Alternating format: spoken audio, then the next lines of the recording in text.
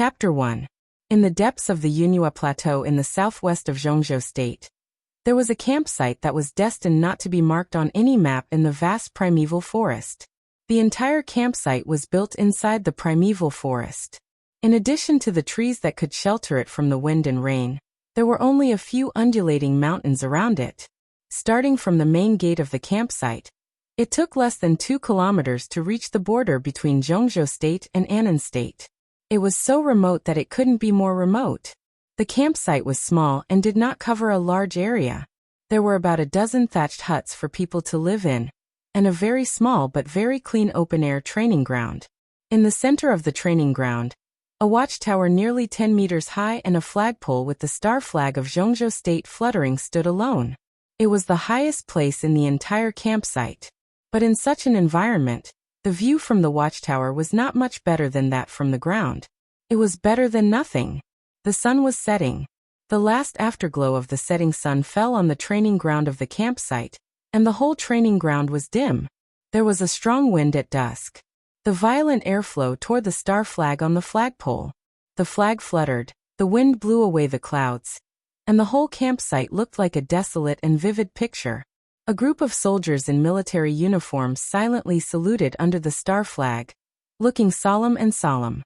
Among the 40 to 50 soldiers, the leader was a middle-aged man who was about 50 years old.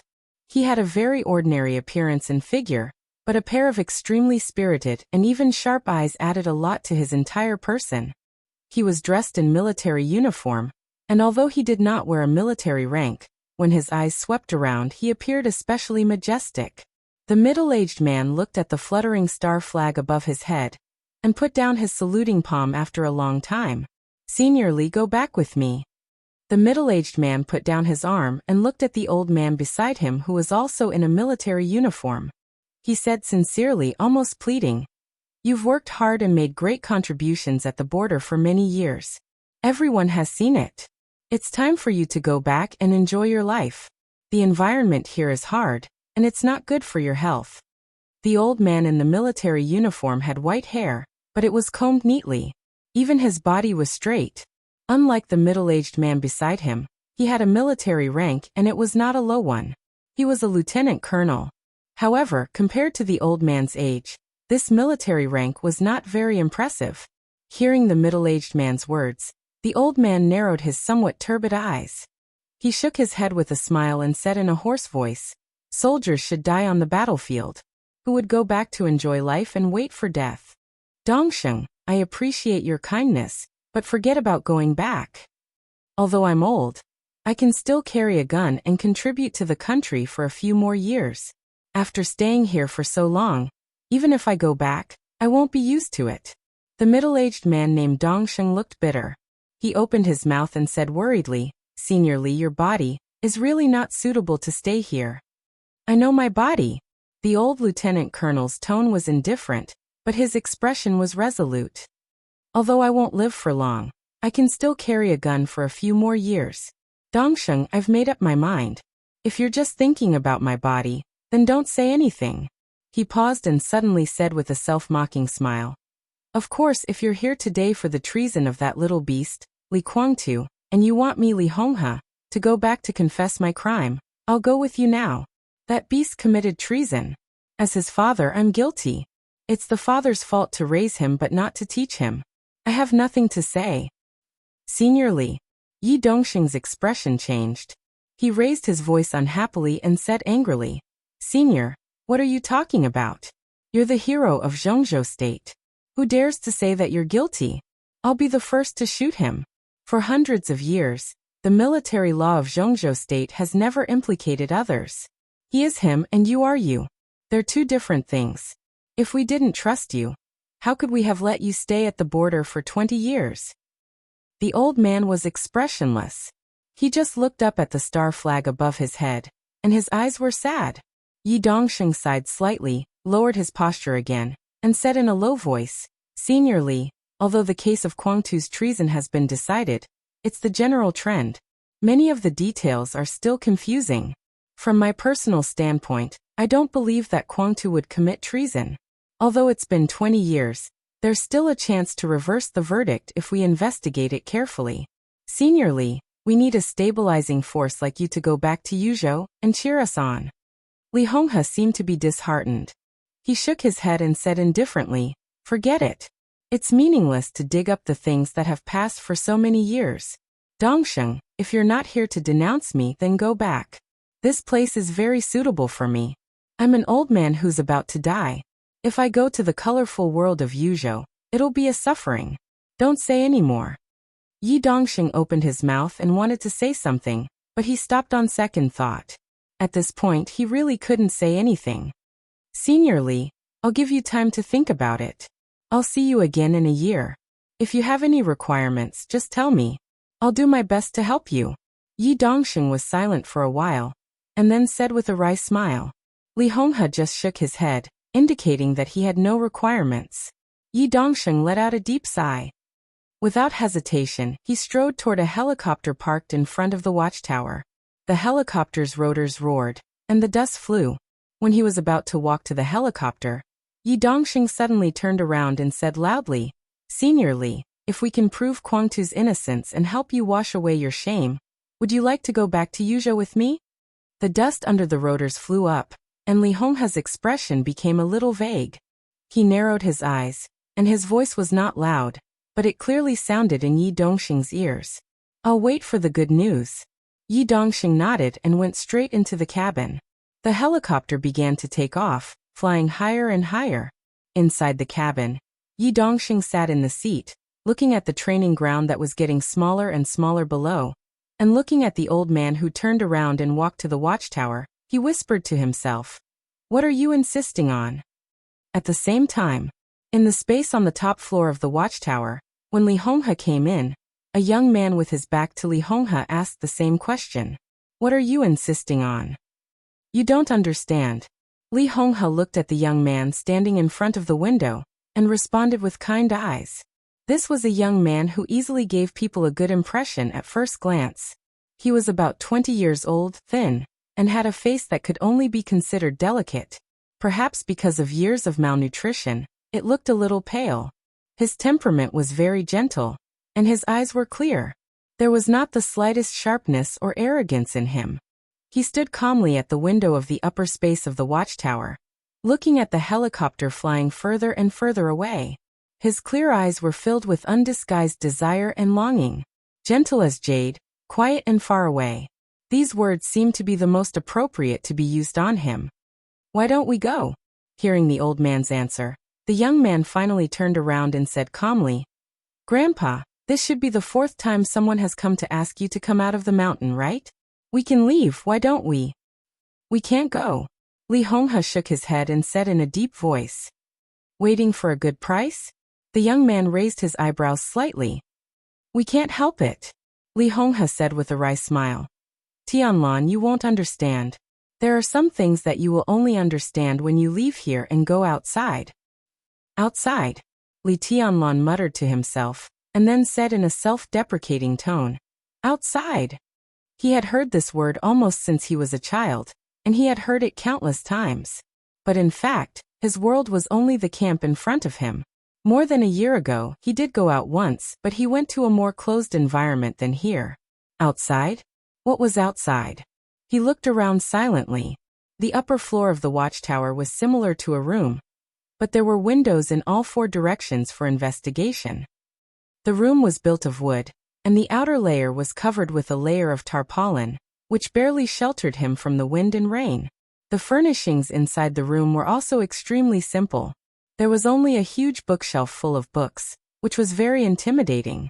On both sides of the bookshelf, there were 2 wooden beds for people to rest. Not far from the bookshelf, there were 2 desks with writing brushes and rice paper on them. That was where the grandfather and grandson usually practiced calligraphy. This was the world Li Tianlan grew up in.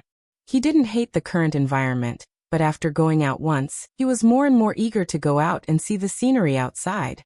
But over the years, his grandfather had always restricted him. Every time he asked, his grandfather would tell him that the time was not right. Li Tianlan didn't know when the right time was. But recently, he had become more and more intolerable. Li Tianlan took a deep breath, picked up a piece of white cloth and dipped it in water. He walked to a plaque on the desk and wiped it silently. This plaque could be said to be the most valuable thing in the whole camp. It was a rosewood plaque nearly 2 meters long and 1 meter wide. It was a rare thing even in the top circle of Zhongzhou State, not to mention here. The 2 words on the plaque were natural and smooth, full of the demeanor of a big shot. The Li family. Li Tianlan looked at the 2 words silently and suddenly said, "The man who just came said that he could reverse the verdict for my father? He can reverse the verdict for my son, not for your father, and he won't reverse the verdict for your father." Li Honghe stood in front of the bookshelf, looking at the books on it, and said casually, "Is there a difference?" Li Tianlan raised his eyebrows again.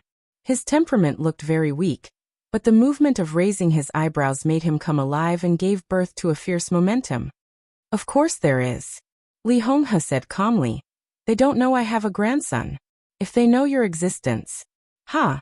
Li Tianlan's expression was slightly stiff and he didn't speak. Li Honghe suddenly smiled and said to himself, "Yi Dongxing was brought up by me in those days. I know him better. He said he was worried about my health, and it was not an exaggeration.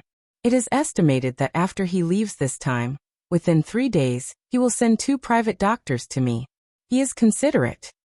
So, Li Tianlan's heart beat instinctively. He didn't know what it meant, but it was very clear that if there were really private doctors coming, this camp would be the first time for outsiders to set foot in it for many years. "So it's time for you to go out for a walk. It's time." Li Honghe looked at his grandson with a smile. His eyes were gentle, which was a kind of satisfaction and relief from the bottom of his heart. Li Tianlan's body trembled very obviously. He suddenly turned around and looked at Li Honghe. Li Honghe pulled out a book from the bookshelf and opened it. He took out a post and a card from it. He came to Li Tianlan, handed the card and the post to Li Tianlan, and said calmly, "You go today." Li Tianlan took them, his hands trembling violently. The post handed over by his grandfather almost instantly attracted all his attention. The post was all black, except for the silver star flag engraved on the cover. Under the flag, there were 4 small silver words. Sky Academy. There were 2 famous schools in Zhongzhou State that were little known but extremely famous in specific circles. One was called Deep Sea Academy, located in Yuzhou. The other was called Sky Academy, located in Huating. It was the top special warfare academy in Zhongzhou State. It was the gathering place of young elites in Zhongzhou State. The best special warfare team members, the most elite agents, and the most promising martial arts experts gathered together and competed together. The history of the 2 special warfare academies was not long. In just a few decades, they had brilliant generals and could be said to be extremely glorious. In a few decades, the 2 special warfare academies had produced hundreds of generals, countless agents and spies, and several special warfare giants. The outstanding graduates of each session of the Sky Academy and the Deep Sea Academy had considerable autonomy.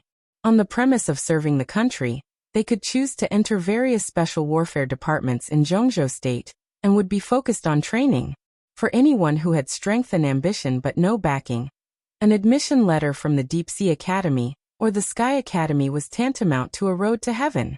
At this time, the black post in Li Tianlan's hand was the admission letter from the Sky Academy. Li Tianlan's heart was in turmoil. His excitement was not only because of the post in his hand, but also because of his father, who made him feel complicated, who also graduated from the Sky Academy and completed his studies with the best results. Did he betray Zhongzhou State back then? He must find out the truth when he went out this time. Li Honghe seemed to know what he was thinking and said calmly, "Don't do what you shouldn't do. Don't rush to investigate your father when you go out this time. It's useless. Your identity must be kept secret.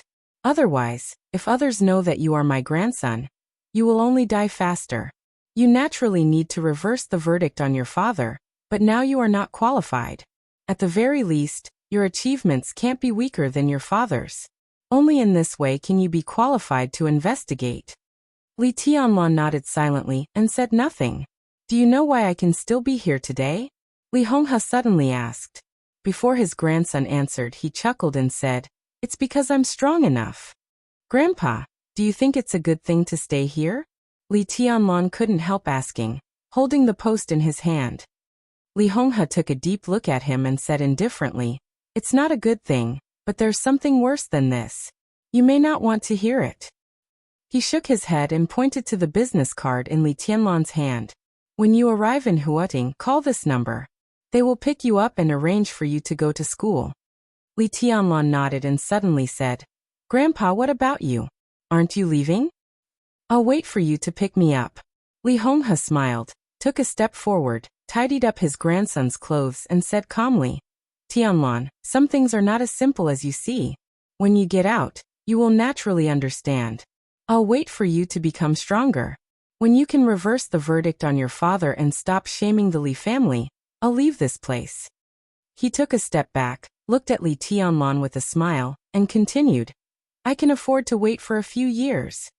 Li Tianlan clenched the post in his hand with a determined look. For the entire Zhongzhou state, his grandfather was a well-deserved hero. Therefore, he knew very well that his grandfather's past achievements could enable him to leave the forest with the admission notice of the Sky Academy and fight for the chance to reverse the verdict for his father and stop the Li family from being humiliated. However, his father's sins blocked all the possibilities for him to retreat. He could only advance on this trip, not retreat. If he retreated, he would die. "I'm leaving now." Li Tianlan put away the post and said without hesitation. Li Honghe nodded slightly and suddenly whispered, "In fact, you still have help, and the help is not small. The year you were born, I personally arranged a marriage for you. You don't need to know who it is. Whether this marriage is still valid or not depends on your performance. That old man's family is more realistic. If you behave like a wastrel, they definitely won't let their granddaughter marry you. If you perform well, someone will naturally look for you. At that time, whether this marriage is still valid or not, it will be up to you." Li Tianlan nodded silently, took a step back, knelt down to the old man, and kowtowed 3 times. Li Honghe stood where he was without any reaction.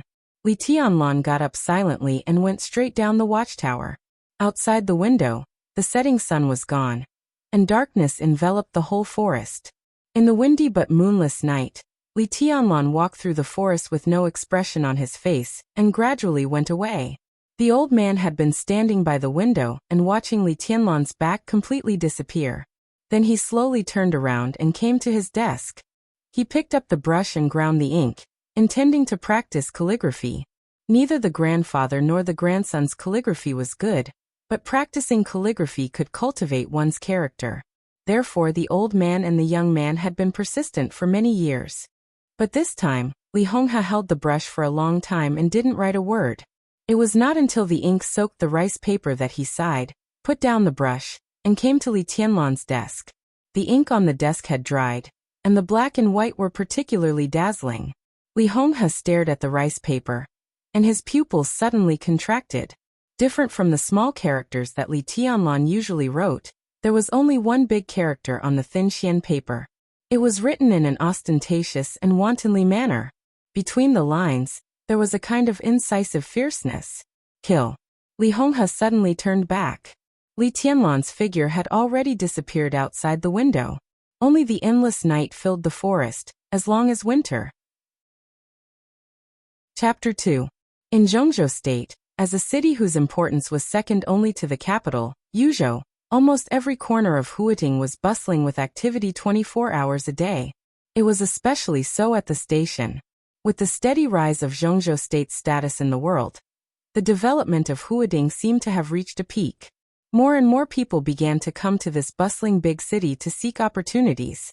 People came and went in a hurry in the station. Dense crowds could be seen in every corner of the station. So many people. This was Li Tianlan's first impression of Huating. Dressed in coarse clothes and holding a paper bag in his hand, he followed the crowd out of the station. He felt uncomfortable from the inside out. Too many people and too fast. This was the only feeling he had. The city seemed to be exuding an invisible pressure at every moment. Everyone around him was walking in a hurry. This super-fast pace was like a terrible infectious disease.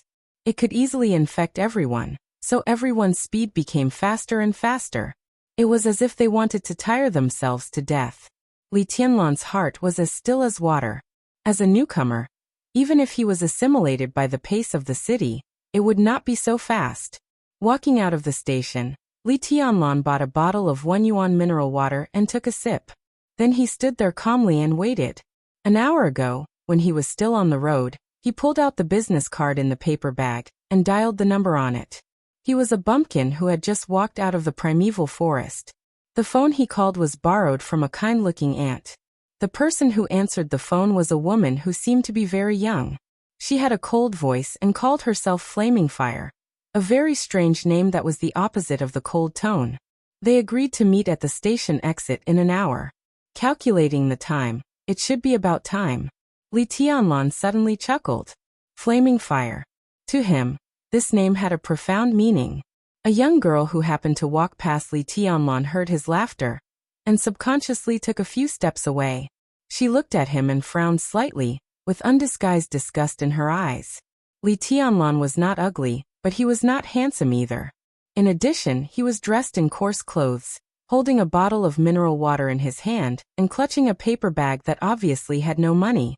He looked like a bumpkin who had never seen the world. If such a person giggled at someone for no reason, that person would not be in a good mood. The average-looking young girl glared at Li Tianlan and turned to leave. Li Tianlan took a sip of water and laughed it off. For this city, he, who had spent most of his life in the primeval forest, was indeed a bumpkin, but he didn't think there was anything to feel inferior about. Having a grandfather who had experienced ups and downs in life made his 19 years of life full of ups and downs. From the bottom of his heart, Li Tianlan never felt that he was worse than his peers. Now that he had a perfect starting point, he firmly believed that as long as he was given time, he would have what others had sooner or later. And it wouldn't take long. A brand new black Audi slowly drove into the station and finally came to the exit, stopping in front of Li Tianlan. The door of the driver's seat opened, and a woman with a delicate face but a cold face got out of the car. She went straight to Li Tianlan and said with no expression, "Mr. Li? I'm Flaming Fire." "I'm Li Tianlan." Li Tianlan smiled and looked at the woman in front of him with a serious look. She was about 30 years old, less than 1.7 meters tall, and had a delicate appearance, which could even be said to be elegant. She wore no makeup, and her whole person gave people a feeling of a straightforward and efficient person. The only pity was that her expression was too cold, which made people feel a chill in their hearts. If her expression could be more relaxed, it would not be difficult for her to attract the attention of the opposite sex when she walked on the street. The pedestrians nearby also began to look this way, intentionally or unintentionally. Although Flaming Fire's temperament was a little scary, she was still a beauty. Now that a beautiful woman and a famous car suddenly appeared in front of a silly bumpkin, the scene was very strange, and the passers-by were happy to pay more attention to them. Flaming Fire turned a blind eye to the strange eyes around her. After confirming Li Tianlan's identity, she nodded and said, "The boss has come to pick you up in person. Get in the car." As soon as her voice fell, a soft sound came from behind. In Li Tianlan's sight, the rear door of the Audi slowly opened, and a slender and soft calf stepped on a pair of black stilettos and gently knocked on the ground. A tall young figure got out of the back of the Audi and looked at Li Tianlan. At this moment, Li Tianlan only saw a pair of eyes as bright as the Milky Way. Flaming Fire turned around and looked at the boss who suddenly appeared from the car, looking surprised. The woman who took the initiative to get out of the car took 2 steps forward and stepped on the ground with her stilettos. The clear sound seemed to knock on the hearts of all men. Li Tianlan's face was dull. The woman's eyes were complicated. "I'm Wei Bai." After a short silence, she took the initiative to stretch out her hand and said, "Qin Wei Bai." Flaming Fire's eyes became more and more surprised. In the whole of Huading, people who knew her mysterious boss also knew that the boss never shook hands with anyone of the opposite sex. Why was this bumpkin in front of her so preferential treatment? Did the sun rise from the west? "Ah. Oh, I'm Li Tianlan." Li Tianlan suddenly came to his senses and grabbed Qin Weibai's small hand. It was soft and warm, like the rare warm jade in the world. Li Tianlan's heart was in a mess, and for a moment he even blushed. In his 19 years of life, his most proud state of mind was his state of mind. Even if his grandfather, Li Honghe, was harsh to evaluate him, He deserved the evaluation of a heart as still as water, perfect and flawless. But at this moment, his state of mind, which was as still as water, suddenly exploded, and the waves were monstrous. Li Tianlan took a deep breath, and his eyes finally fell on Qin Weibai's face again. The woman in front of him could be said to be the most perfect woman he had ever seen in his life. Her figure was slender and tall. She was at least 1.75 meters tall when she was barefoot. When she wore high heels, it was enough to make most men feel ashamed of their inferiority. Her face could be said to be devastatingly beautiful. The lines were sharp and exquisite, especially her pair of bright eyes. They were calm and deep, and could make any man willingly sink into them. She stood quietly in front of Li Tianlan, letting Li Tianlan hold her little hand, looking cold and indifferent. Like the snow in the sky, like the moon in the clouds. She was ethereal, like a fairy who would fly away with the wind in the next second. Aloof from the world and peerless beauty. This was probably the description of such a woman. Li Tianlan subconsciously tightened his grip. Noticing this detail, Flaming Fire's eyes suddenly turned cold, and a trace of killing intent emerged from her whole body. How sharp was Li Tianlan's perception? Before Flaming Fire could speak, he had already realized his gaffe. He quickly let go of her hand and said, "Sorry, Boss Qin. It doesn't matter. If you want, you can directly call me Weibai in the future." Qin Weibai calmly withdrew her hand and said in a soft tone, "Boss Qin, this name is not good. It's not Weibai, it's simply white with a hint of red, unparalleled charm." Li Tianlan forced himself to calm down, and said with a smile. Flaming Fire turned her head to one side, and resisted the urge to scold him. In her heart, she was already extremely dissatisfied with this bumpkin who dared to flirt with her boss. Qin Weibai's eyes were in a trance. At this moment, even Li Tianlan could clearly feel that the perfect woman in front of him seemed to have drifted somewhere. But she quickly recovered and said with a chuckle, "Let's talk in the car." Li Tianlan nodded and followed Qin Weibai into the back seat of the Audi under the envious and jealous eyes of the surrounding pedestrians. Flaming Fire, whose face was getting colder, started the car. The car quickly left the station and entered the wide and neat streets of Huading. In the back of the car, the first thing Qin Weibai did after she got into the car was to pick up a heavy notebook. The blue cover looked old. She gently opened it and flipped through it. The yellowed paper inside was densely covered with handwriting. Qin Weibai closed the notebook and held it in her hand. In a soft voice she said, "Shall we go eat something?" "Okay." Li Tianlan nodded directly. When he came out of Li's village he only brought a few hundred yuan. After buying the ticket he was left with a pathetic 350 yuan in his pocket. A boxed lunch in the car cost 50 yuan. Li Tianlan had endured it until now because he was really hungry. "Let's go to use for private home cuisine, and then prepare some daily necessities for you. Tomorrow, I'll take you to the Sky Academy to arrange your enrollment. Tianlan, you can call me if you have any problems in Huading.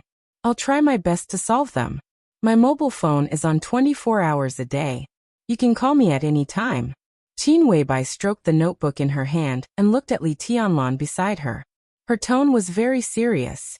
Smelling the faint fragrance of the beauty beside him, and looking at the dreamy face in his sight, Li Tianlan's heart beat faster again. He forced himself to look away and nodded. "I understand.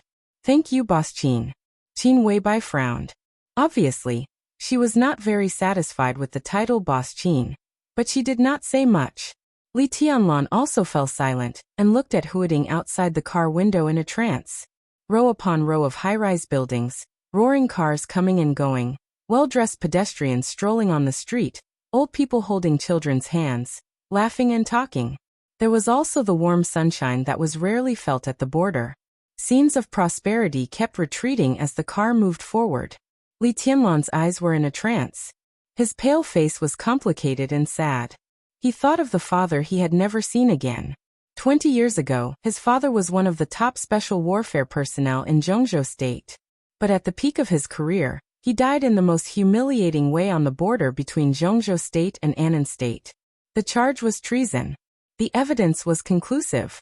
If the most influential case of treason in recent years had not happened, his life from childhood to adulthood would probably be different. He would be the same as these people outside the car window, or even better. He did not think that the high-rise buildings and cars coming and going outside the window were so attractive. But for the first time, this bumpkin who lived in the lush forest all year round felt that a place with sunshine and laughter was a place where people lived. The scenes of prosperity in front of him were beautiful scenes that he had never dreamed of. Li Tianlan suddenly thought of the camp at the border.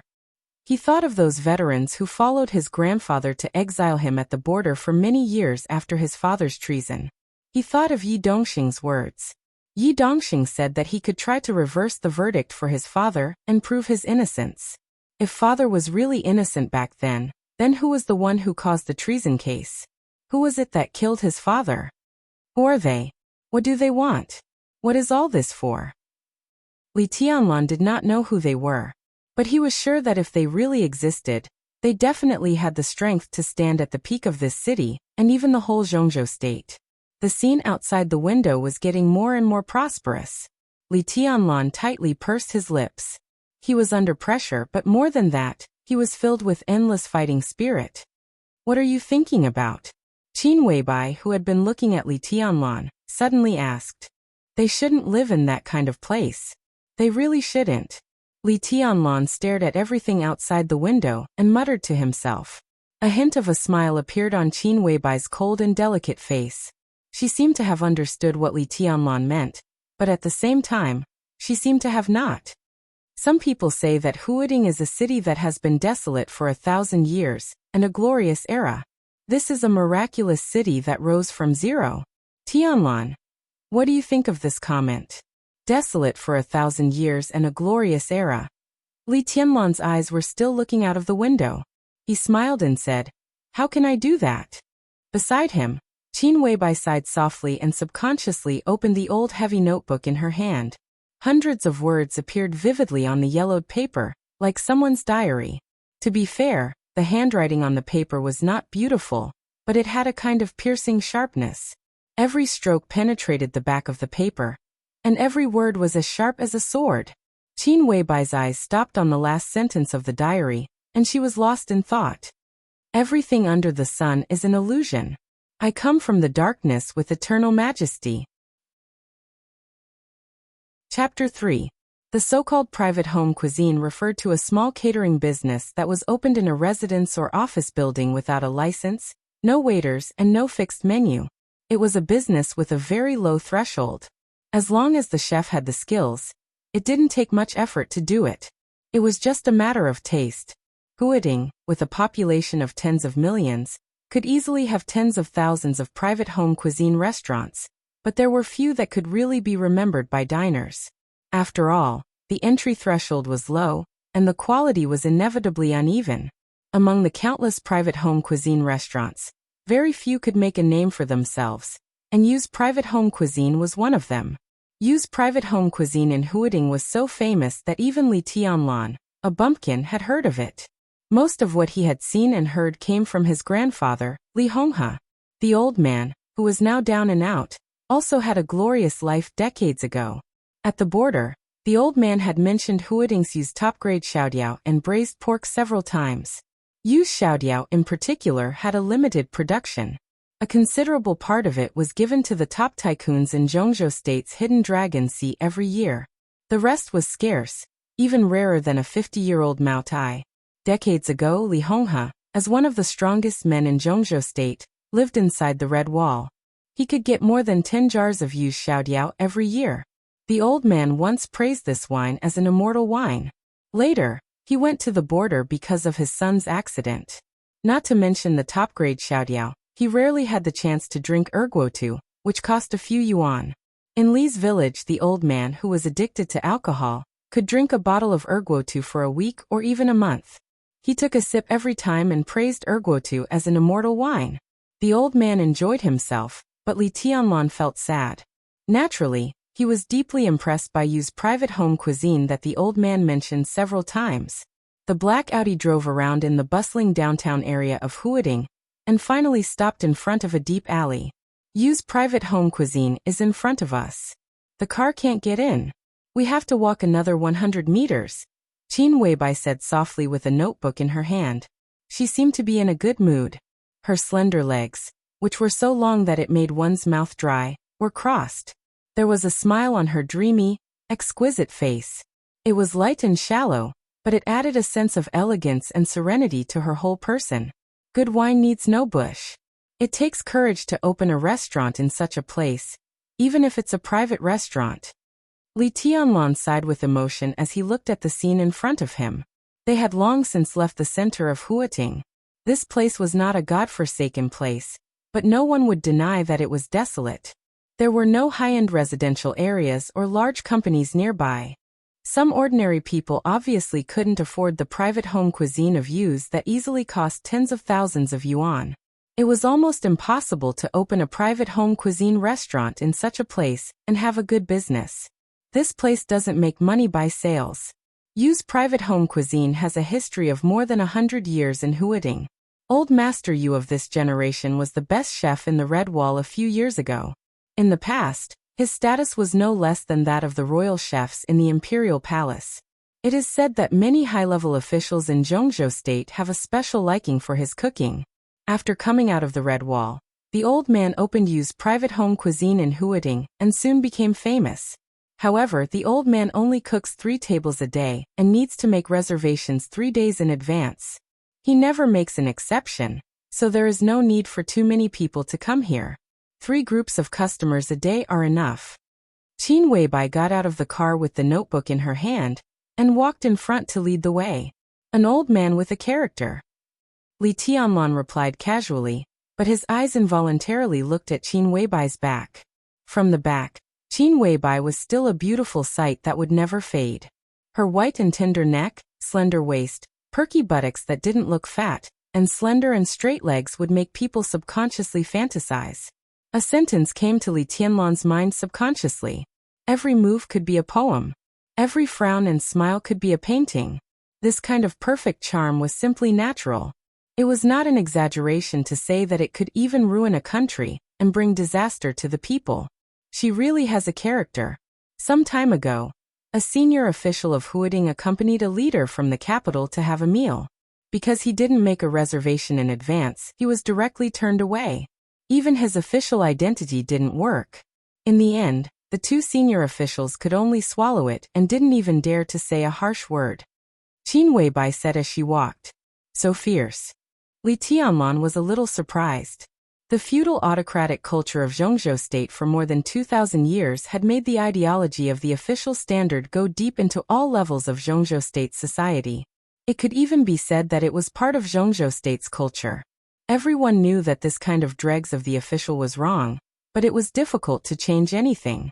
How could an old man who ran a private home cuisine restaurant have the courage to turn away 2 senior officials? This was not something that could be explained by principles at all. Li Tianlan was thoughtful. The oppressive life in the primeval forest from childhood to adulthood didn't make him crazy. Instead, it made his mind extremely active and sharp. He could think of all aspects of anything, no matter how big or small, useful or useless. When he was very young, Li Honghe had taught him the most basic truth. It was always right to think more about anything at any time. Qin Weibai's words seemed very ordinary, but after careful consideration, Li Tianlan always felt that there seemed to be some meaning in her words, with an unfathomable meaning. The old man used to be a chef in the Red Wall for many years and knew many senior officials.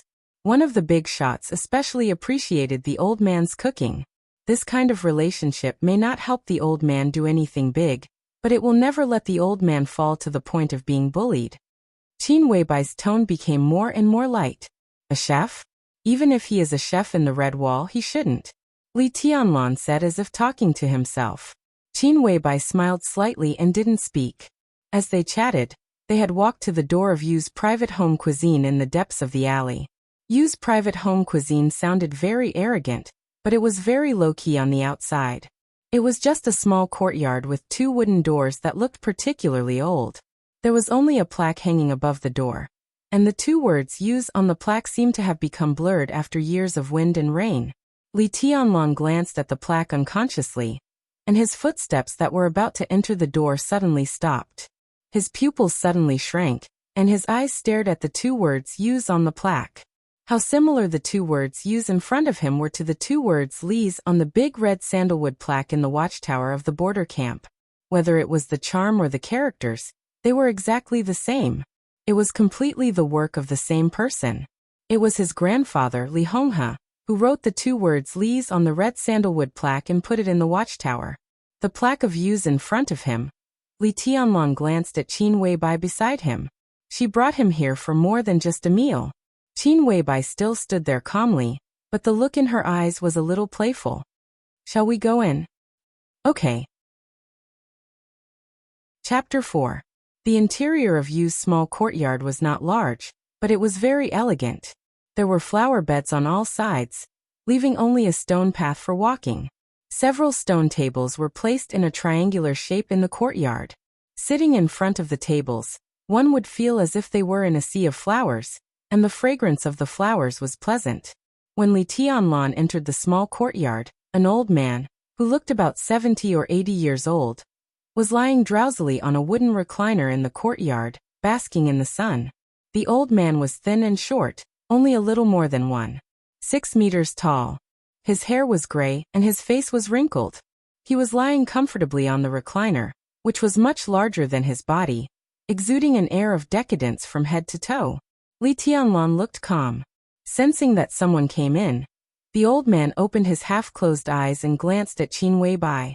He chuckled and said, "Are you here to freeload again? Girl, you can't finish all the delicacies all day long. It's hard for you to take a fancy to my shallow cooking." "Old man, your cooking is not shallow. Otherwise, how could so many big shots in Zhongzhou State be reluctant to leave you? Anyway, you are half a teacher to me. I'm here to go home. I'm going home for a meal. What's wrong with you?" Qin Weibai sat at the stone table closest to the old man and said with a smile, "Forget it. Go home? This is not your home, and I can't afford to raise you. The last time you came here for a meal, my granddaughter gave you a nickname. Do you know what it is? Sister Good for Nothing. You eat more than what my granddaughter and I eat in 3 days. These days, no one has extra food at home. If you don't come here often, my granddaughter and I will thank you for your great kindness." The old man lay on the recliner and rolled his eyes. He and Qin Weibai obviously had a deep relationship, so he spoke without any scruples. It could be said that he was unscrupulous. "I know Qingyan. She can't give me such an ugly nickname. It's mostly your doing. It's really strange that a restaurant owner is afraid of a customer with a big appetite. Old man, you are also a weirdo." Qin Weibai smiled gently. "You are also a customer? You never pay for a meal." The old man's face was filled with grief and indignation. He wanted to cry but had no tears. She pointed at Li Tianlan, who was sitting beside her, and said, "Let me introduce you to a friend. Li Tianlan. He just came to Huading from the southwest border. We are not strangers. Maybe he will come here every few days to freeload a meal." At this moment, not only Li Tianlan but also Flaming Fire, who was standing behind them, could clearly hear the vague expectation in the boss's tone. The old man finally set his eyes on Li Tianlan, who looked calm. A sharp light flashed in his eyes. The atmosphere instantly became oppressive. He slowly sat up from the recliner and looked at Li Tianlan with burning eyes. "Senior Yu, I'm Li Tianlan." Li Tianlan took the initiative to say, "Is His Highness Honghe all right?" Old man Yu suddenly asked with a complicated tone. "You resemble His Highness when he was young by 30%, but 90% in spirit. I guessed your identity the moment I saw you." His Highness was a term of respect for people whose strength had reached a certain height. In the hundreds of years since the founding of Zhongzhou State, there were only a few people who could be called His Highness. "Grandpa is all right." Li Tianlan bowed slightly and answered politely. "Your grandpa," the old man sighed softly, looking nostalgic. He seemed to want to say something, but he just opened his mouth and said, "I'm Yu Donglai, one of His Highness's guards. You can come here for dinner in the future and chat with me. We will have time to talk about what happened between me and His Highness in the past." "Okay." Li Tianlan nodded, his expression still unchanged. "You are neither humble nor arrogant. No matter what your temperament is, at least you have the appearance. Boy, what realm are you in now?" Yu Donglai took a deep look at Li Tianlan and suddenly asked, Li Tianlan looked calm and said calmly, I haven't entered the 4 realms of martial arts, so it's not a realm. He knew that this would probably be a very disappointing answer to the old man, but he didn't want to hide anything. His martial arts placed great emphasis on the state of mind, stressing that his heart was as steady as a rock despite the changes of the outside world. Such a martial arts indirectly shaped his character. He was neither arrogant nor rash, and he was not affected by honor or disgrace. He didn't seem to talk much, but he didn't miss a word that he should say, and he didn't say a word that he shouldn't. Facing Yu Donglai, Li Tianlan knew what kind of attitude he should use, and he also knew the expectations of his grandfather's old subordinate. In this case, being frank was the best way. His achievement of not entering the 4 realms of martial arts at the age of 19 didn't seem very impressive, but it was better than being vague and hiding. You haven't entered the 4 realms of martial arts? Yu Donglai's wrinkled face was full of disbelief. Boy, how old are you? I'll be 20 in 3 months. Li Tianlan still told the truth. Yu Donglai looked like he was deeply shocked. He looked at Li Tianlan in a daze and couldn't say anything for a while. The 4 realms of martial arts were the universal standard for dividing strength in the world, and they also represented the most central force in the world. The Qi-controlling realm, the ice-condensing realm, the fire-flaming realm, and the thunder-shocking realm. These were not realms cultivated by internal force, but the limit that ordinary people could reach with muscles and bones. Above the 4 realms of martial arts, there was the invincible realm. That mysterious realm was beyond the understanding of most people. In the world, any expert in the invincible realm was an unattainable myth and legend. Ordinary geniuses could almost enter the Qi-controlling realm, the most basic of the 4 realms of martial arts, before the age of 18. Below the martial arts, everyone was a nonentity. Li Tianlan was about to be 20 years old, but he still hadn't entered the Tao, which was indeed a little embarrassing. Forget it, let's not talk about this. I'll cook in person today as a welcome dinner for you. Bye, come and help me. A strong disappointment flashed in Yu Donglai's eyes, and then he returned to normal. He said in a calm tone. Qin Weibai nodded at Li Tianlan, and then followed Yu Donglai into the kitchen one after another. The moment the kitchen door was closed, Yu Donglai, who was walking in front, suddenly turned around and stared at Qin Weibai, who still looked calm. He said in a serious tone, How did you get involved with His Highness? I have nothing to do with Li Honghe. I just have something to do with Tianlan. Qin Weibai's tone was calm, but Yu Donglai still noticed that when she said the name of Li Honghe, there was a strong dissatisfaction in her tone. Yu Donglai was a little surprised, but he still said disapprovingly, Isn't it the same? Do you dare to say that you didn't help Li Tianlan for the strength of His Highness in the invincible realm? Of course not. Qin Weibai said calmly. Li Honghe's strength of the invincible realm happened 20 years ago. I'm not even sure if he is still in that realm now. How could I help his grandson for this? I just want to help Tianlan, and it has nothing to do with others. Tianlan. Tianlan. Yu Donglai murmured to himself. He finally sensed the unusual tenderness in Qin Weibai's tone. He widened his eyes and stared at Qin Weibai. He said in disbelief, Don't tell me that you've fallen for that lad? Qin Weibai didn't admit it or deny it. She took 2 steps forward, picked up an eggplant, washed it, and put it on the panel. How is it possible? That guy is not bad, but he hasn't entered the 4 realms of martial arts at the age of 20. His aptitude is quite ordinary. Moreover, he is 4 or 5 years younger than you, and he looks ordinary. He's just a greenhorn. Under normal circumstances, you wouldn't even know of his existence. It's already an accident that you can get in touch with His Highness Honghe. Now you actually. It doesn't make sense at all. Yu Donglai looked as if he had seen a ghost. You don't understand. Qin Weibai said calmly with her back to Yu Donglai. Yes, I don't understand, but I understand the current situation. No one knows Li Tianlan's identity for the time being, right? But how long can this secret be hidden? A year? Or 2 years? Once his identity is exposed, how many people want to kill him? Whether because of the treason case or because of his identity as Li Honghe's grandson. Too many to count. How long can he, an ordinary person who can't even enter the martial arts, live? You're asking for a big trouble for yourself. Yu Donglai said with a sneer on his face. Qin Weibai paused and said calmly, "So, old man, you're going to turn a blind eye to Tianlan coming to Huiting?" Yu Donglai was silent. After a long time he said calmly, "His Highness has done me a great favor. I can't stay out of Li Tianlan's affairs, but there's not much I can do. His aptitude is ordinary. If he's willing to be an ordinary person, I should be able to keep him alive with the help of the balance of various forces. This is a situation that everyone can accept. Of course, the premise is that you don't get involved with him." What Yu Donglai said was from the bottom of his heart. Qin Weibai's power was not great at the moment, but she had terrifying potential. Li Tianlan's identity was too sensitive.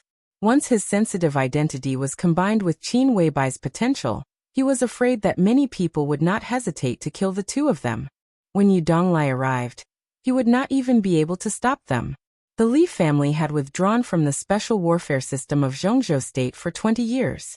Both the enemies and those who had benefited from it were unwilling to see the Li family rise again. "Both can accept it?" Qin Weibai said coldly. "At least I can't, and neither can Tianlan." "Old man, what do you think Tianlan came to Huiting for? If he just wanted to be an ordinary person, wouldn't it be better for him to stay at the border? Although it's risky there, it's much better than his situation here after his identity is exposed." Yu Donglai was slightly stunned. Before he could ask, Qin Weibai continued, "He didn't come to Huiting to be an ordinary person and enjoy life. He's a freshman of the Sky Academy." Yu Donglai's expression suddenly changed. He said angrily, "Sky Academy? Is that guy crazy? What kind of place is the Sky Academy? It's a 30% mortality rate. With his qualifications, it's impossible for him to make a name for himself. Is he going there to be cannon fodder for others? No, he's going to the Sky Academy. Does he want to investigate his father's treason? Damn it, he's an idiot. What he should do is to stay away from the circle of the special warfare system, instead of taking the initiative to get close to it. Otherwise, once his identity is exposed, more than half of the special warfare system of Zhongzhou State will be his enemy, and they'll fight to the death." "This guy is courting death," Yu Donglai said with certainty.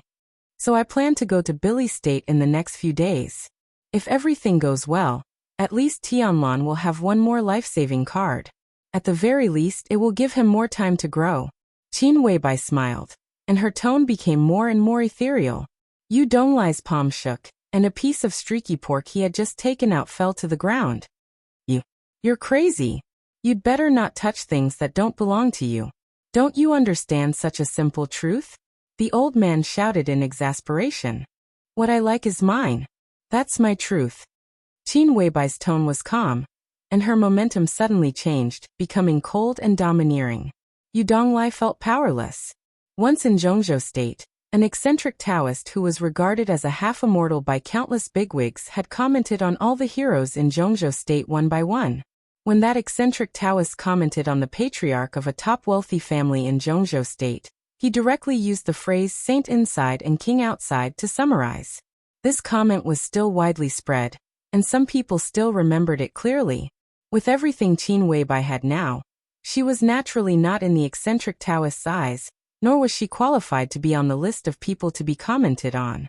But few people knew that when that eccentric Taoist traveled in Huiting, he once met Qin Weibai, who was just over 20 years old at that time, and also gave her a forward comment.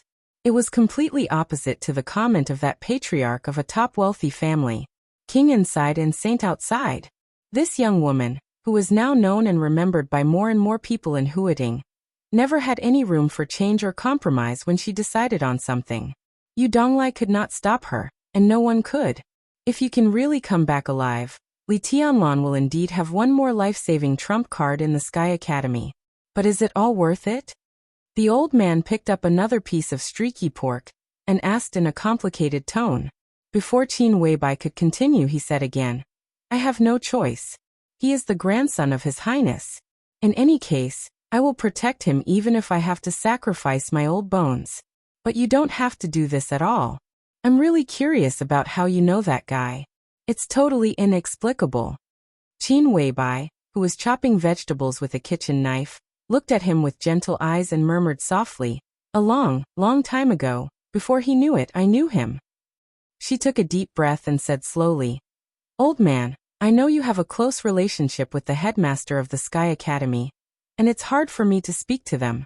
This time, when Tianlon enters the Sky Academy, I hope you can help him when necessary." "We'll see about this later," Yu Donglai said impatiently and then said, "But I still can't figure it out. There's really nothing special about this guy. If he wasn't the grandson of His Highness, I wouldn't even take a look at him. I think that Wang Xiaoyao is more suitable for you. That man has been pursuing you for several years. It can be said that he's infatuated." "He doesn't deserve me." Qin Weibai raised her eyebrows. In an instant, she was in high spirits, showing her peerless elegance. "In the next hundreds of years, if the world can only remember one person, then it must be my man. Wang Xiaoyao can't do this. He doesn't deserve me. Then can Li Tianlon outside do this? If I want to comment on this guy, I can only say one word: sloppy and ordinary." Yu Donglai said grumpily. "What a coincidence. I also have a word for Tianlon." Qin Weibai said softly. "What word?" Yu Donglai asked with interest. Qin Weibai's tone was loud and clear. Chapter 5. The site of the Sky Academy was located between Wudongnu District and Chongguang Island in Huating. A few decades ago, when the international situation was still stable and peaceful, before the Sky Academy was established, there was an official name for the place: Chongqing Island. It was one of the places with the best natural environment and the most developed tourism industry in Huating. However, all of this became history with the continuous outbreak of secret wars in Zhongzhou State. Zhongzhou State, which was once mired in the quagmire of war, was particularly sensitive to the turbulent international situation. In the first few years of the continuous outbreak of secret wars in various countries, the higher-ups directly decided to establish the Sky Academy after careful consideration, and set the site on Chongqing Island. 120,000 residents on the island were quickly relocated within a month, and the compensation was paid immediately. The entire 160 square kilometers of Chongqing Island became the first special warfare academy in Zhongzhou State almost immediately, or a heavily guarded and powerful military base. The position of the Sky Academy on the map of Zhongzhou State was very delicate. The higher-ups naturally valued not only the political status of Huating, but also the strategic significance of Huating and Chongqing Island. By attacking, they could directly attack East Island State and Gaoshan State in the west, deter Treasure Island, which had been trying to establish itself in the south, and also directly enter the South Sea through the most convenient route to fight. By defending several important provinces and cities in Huating, Wuyue, Jiangzhe, Minnan, Beihu, Jiangnan, and Zhongyuan were also under the protection of the Sky Academy. The Sky Academy could be said to be a sharp sword inserted in the southeast of Zhongzhou State. It could attack and defend, and it was almost innately invincible. Li Tianlon had longed for the Sky Academy for a long time, and he had imagined how magnificent this famous special warfare academy was countless times in his heart. However, after landing on this island and seeing the tip of the iceberg of the Sky Academy with his own eyes, he couldn't help but feel a little absent-minded. The Sky Academy did not have a gate. Every inch of the entire Chongqing Island could be said to be the territory of the Sky Academy. On such a land that was enough for more than 100,000 people to live happily, there were now less than 3,000 teachers and students in the Sky Academy. It could be seen how much importance the higher-ups of Zhongzhou State attached to this special warfare academy, whose history was 5 years earlier than that of the Deep Sea Academy. The teaching buildings and dormitories on the island only occupied a small area. Most of the places were built into various training grounds for different purposes. In addition, there were 2 military airports and a military port on the island, which had everything from fighter jets and warships to speedboats and parachutes. From time to time, fighter jets and helicopters took off and landed in the air. On the sea in the distance, the vague outline of the warships became clearer and clearer. In the sea in the distance, a dozen figures fell rapidly from the sky. Parachutes opened in the rapid descent, and suddenly slowed down. More than a dozen students who jumped slowly landed in the depths of the island. The Sky Academy's curriculum is very rich and complicated, but also very simple. The academy, The academy's curriculum is academy's courses. Secondly, they should be proficient in shooting, disguise, tracking, lurking, assassination, protection, and other skills. These skills almost cover more than 90% of the courses in the Sky Academy, and the other 10% is the core, which is the improvement of combat effectiveness. Qin Weibai stood beside Li Tianlan and whispered, "This is a place where you can control and even change your own fate. It's amazing, but also cruel. Every student here has the possibility of facing the threat of death during their training. The country has set the casualty rate at 30%. How shocking is this figure? Those who are not part of the game will never understand. There is always a price to pay if you want to change your fate," Li Tianlan said softly. Li Tianlan said softly. His carefully trimmed hair, white shirt, black trousers, and leather shoes made him look completely different from the bumpkin who had just entered Huading yesterday. It was true that clothes make the man. Li Tianlan, who had taken off his coarse clothes, still looked clean and gentle, but it made his seemingly thin body look tall and tough. Standing on the land that belonged to the Sky Academy, his eyes only swept over the fighter jets in the air and the warships in the distance. Most of the time, his eyes were fixed on a boulder in front of him. This boulder was the first big guy he saw after landing on the island. The boulder was 100 meters high and was a standard rectangle. It stood on the ground like a monument. In the Sky Academy, which had no gate, it was almost the facade of the Sky Academy. Countless names were engraved on the stone tablet. And in the middle of the countless names, 6 large blood-red characters appeared heroic and mournful under the illumination of the sunlight. A place of heroes. In the 9th month after the establishment of the Sky Academy, an important figure in the special warfare system of Zhongzhou State committed treason and fled to Hung State with a lot of confidential information. 60 students of the Sky Academy sneaked into Hung State to hunt him down. After a week, they successfully killed the escaped Major General and destroyed all the information. In the process of evacuating Hung State, the 60 students fought with the special warfare elites of Hung State and killed nearly 300 enemies. Only 5 of the 60 students finally returned to Zhongzhou State alive. Among the 5 survivors, 2 were seriously injured and retired. The other 3 were all promoted to Major General after the battle. In the 5th year after the establishment of the Sky Academy, 600 students graduated from the first class. Colonel Gao Changfeng graduated first with excellent results and personally founded the Special Warfare Force Storm. In the 3rd month after the establishment of the Storm, a mysterious foreign armed force sneaked into the border of Zhongzhou State. All 102 elites of the Storm went to war and wiped out nearly 500 people of the foreign armed force. Then the Storm chased them all the way into the enemy's rear and rushed into the headquarters of the foreign armed force codenamed Giant Rock. In one night, they wiped out more than 1,300 people of Giant Rock. Then the Storm was besieged by the local special warfare elites. All 102 people were wiped out. In the 8th year after the establishment of the Sky Academy, 5 excellent agents who went out of the Sky Academy and lurked in Annan State took a risk in desperation because of a very important military information. They successfully assassinated Ruan Jingsheng, the core figure of the special warfare system of Annan State. Then their identities were exposed, and they were trapped in Annan State. The Sky Academy dispatched 4 batches of elites, totaling 260 people, to rescue them in 3 days. In the end, only 3 people returned to Zhongzhou State with the information. The other soldiers were all buried in foreign lands, and some even had no bones left. At that time, the president of Zhongzhou State came to the Sky Academy in person, set up this stone tablet, and mentioned these 6 words in person.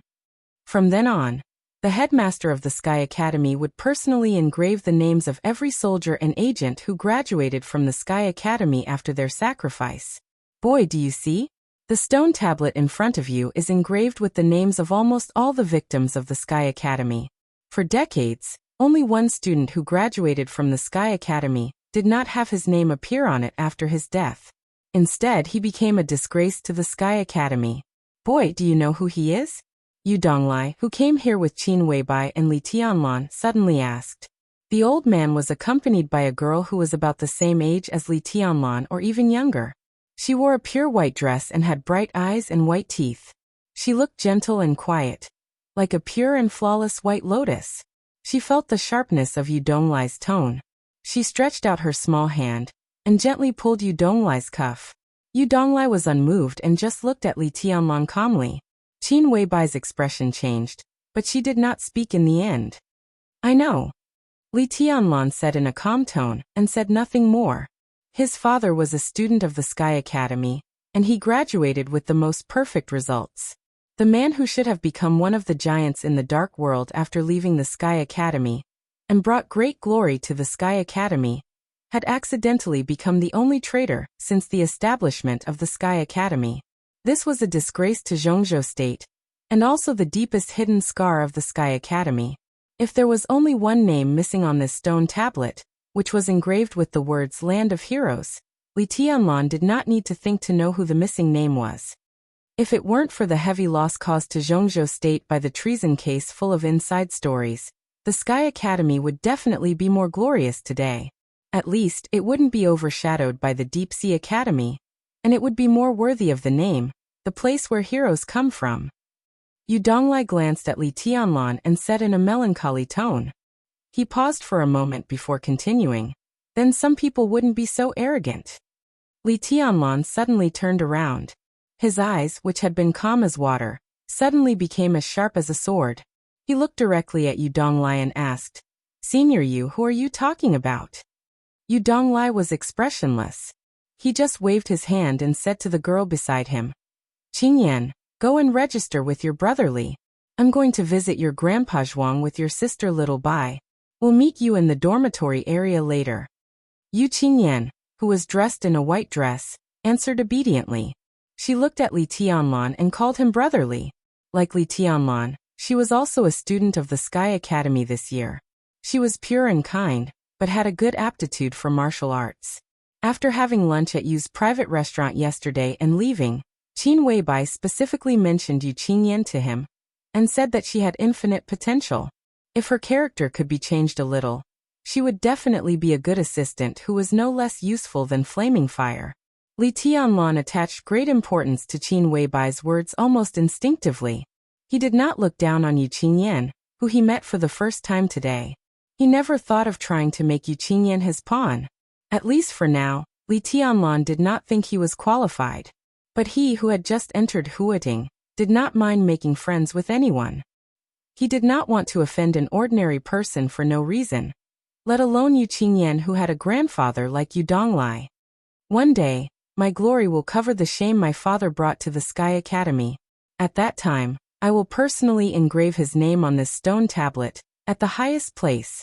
Li Tianlan stopped looking at Yu Donglai.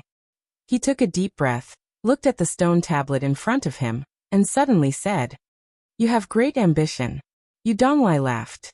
I don't want to hurt young people, but boy, you should at least enter the 4 realms of martial arts before you talk about this topic, right? It's too early to talk about this now. Li Tianlan smiled indifferently and said directly to Yu Qingyan, Let's go. He did not want to explain anything to Yu Donglai. Explaining was a sign of lack of confidence. Li Tianlan looked calm and gentle on the surface, but the pride in his bones was no less than anyone else's. Some things, especially things that needed to be carried out seriously, only needed to take action. What was the point of talking so much nonsense? Yu Qingyan, who was afraid that Brother Li would quarrel with her grandfather, quickly nodded. The two walked past the tall stone tablet in front of them, and walked to the freshman reception not far away. Old man, Tianlan is not as simple as you think. This time, I can guarantee that you have misjudged him. Qin Weibai looked calmly at the backs of Li Tianlan and Yu Qingyan, who were getting farther and farther away, and said in a cold tone, No matter how difficult he is still a guy who has not entered the 4 realms of martial arts at the age of 19. Is he more terrible than His Highness Hongha in those days? Yu Donglai's eyes flickered, but he still showed a disapproving expression on the surface. That's hard to say. If I were you, I would definitely be willing to take a gamble. You followed Li Hongha to conquer the world, and the reputation of the poison doctor was well known throughout the dark world. Now your granddaughter, the little poison doctor you taught by yourself, continues to follow Li Hongha's grandson to conquer the world. What's wrong with that? Qin Weibai smiled gently. Yu Donglai's eyes flickered, but he remained silent. And over the years you also know that some people have become more and more rampant. Don't you want to do something? Qin Weibai continued to tempt him. Her voice was sweet and soft, with a strong penetrating and aggressive nature. Coupled with her dreamy appearance, even if a woman like her said nonsense, people who heard her would subconsciously think about it seriously. Qin Weibai's eyes lit up. The other party is powerful. What can I do? Yu Donglai said lightly with a self-mocking smile. You can't do anything, but it doesn't mean that Tianlan can't. Old man, when we meet the headmaster of the Sky Academy, Zhuang Huayang, I hope you can help Tianlan once. How about helping me? Qin Weibai said while looking at Li Tianlan's back. Yu Donglai remained silent. In fact, from the bottom of his heart, he really didn't want to help. It was not that he didn't want to help Li Tianlan, but in Yu Donglai's mind, letting Li Tianlan stay in the Sky Academy quietly and graduate safely was the best protection for him. If Li Tianlan was really amazing, Yu Donglai would use all the resources available to help Li Tianlan get promoted even at the risk of his life. It was even normal for him to greet Zhuang Huayang, the headmaster of the Sky Academy. But it turned out that Li Tianlan didn't have this potential at all. He was almost 20 years old, but he hadn't touched the threshold of martial arts. This talent was really ordinary. At least in a place like the Sky Academy, Li Tianlan couldn't be considered outstanding at all. In this case, it was better to let him study and graduate safely. It was definitely not a good thing for Li Tianlan to suddenly bring him to the headmaster of the Sky Academy. Yu Donglai said that he would protect Li Tianlan from death. This sentence seemed to be nothing, but when combined with the death rate of 30% in the Sky Academy, it actually carried a lot of weight. After Li Tianlan graduated, as long as Yu Donglai was not in the coffin, he would naturally arrange a new path for him. He was still sure that Li Tianlan could live a smooth life without becoming a dark magnate or a top agent. At least with his power, it was completely possible to arrange for Li Tianlan to enter the regular army as a basic officer. Old man, don't think that I don't know what you're thinking. But I can tell you for sure that you don't know Tianlan. Some of your thoughts may be to protect him, but you think too simply of him. No matter what, Li Honghe is a peerless expert who once entered the invincible realm. If he had no confidence in his grandson, would he let Tianlan come to the Sky Academy? You don't trust Tianlan, but you can't not trust Li Honghe, can you? Don't let your kindness disrupt his deployment. Yu Donglai was stunned. What do you want me to do for you? After a long time, Yu Donglai turned to look at Qin Weibai and asked in a low voice. It's very simple. Qin Weibai's tone was flat. In the maneuver of the two academies a year later, I hope Tianlan can get a place to represent the Sky Academy. Do you know what you're talking about? Yu Donglai was so angry that he laughed. Don't you know what kind of place the maneuver of the two academies is? Over the years, the conflict between the two special warfare academies has become more and more serious. Which maneuver is not bloody? Those who can represent their academies are all elites. Li Tianlan hasn't even entered the 4 realms of martial arts. Is it courting death to let him participate in the maneuver? Besides, don't think that I don't know what you want to do when you go to Billy State this time. If you can come back, come back. If you can't, you will never come back. Temporarily?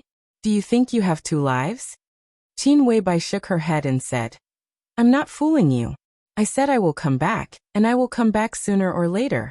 Don't worry, I won't die in Billy State. I will definitely come back within a year. Damn it. Yu Donglai cursed in exasperation. I can't figure out why you like such a weak boy and are willing to take such a big risk for him. Why are you willing to take such a big risk for him? I don't like him. Qin Weibai's tone was indifferent. Before Yu Donglai could speak, she continued. Old man, go and find Principal Zhuang Huayang. Tianlan must participate in the maneuver of the 2 academies a year later. It's very important for him. He will die, Yu Donglai said calmly. Even if he can grow in a year, his strength will not be too high. In that place, he can only be regarded as an ant. He won't die. Chapter 6. In Zhongzhou State, with a population of 1.6 billion, if the government summarized all kinds of information and compiled a list of the top 10 domestic experts, Zhuang Huayang, the general of the Zhongzhou State Military and the headmaster of the Sky Academy, would definitely be on it. Zhuang Huayang was now 70 years old, but he paid great attention to his health. His terrifying fighting strength had not yet declined. A few years ago, when a conflict broke out between Zhongzhou State and a foreign force that had been lingering on the border again, Zhuang Huayang personally took command at the border.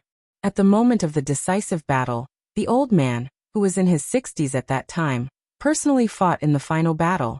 He alone chased the enemy for nearly 200 kilometers, killed nearly 800 special warfare elites of the foreign force overnight, and escaped unscathed.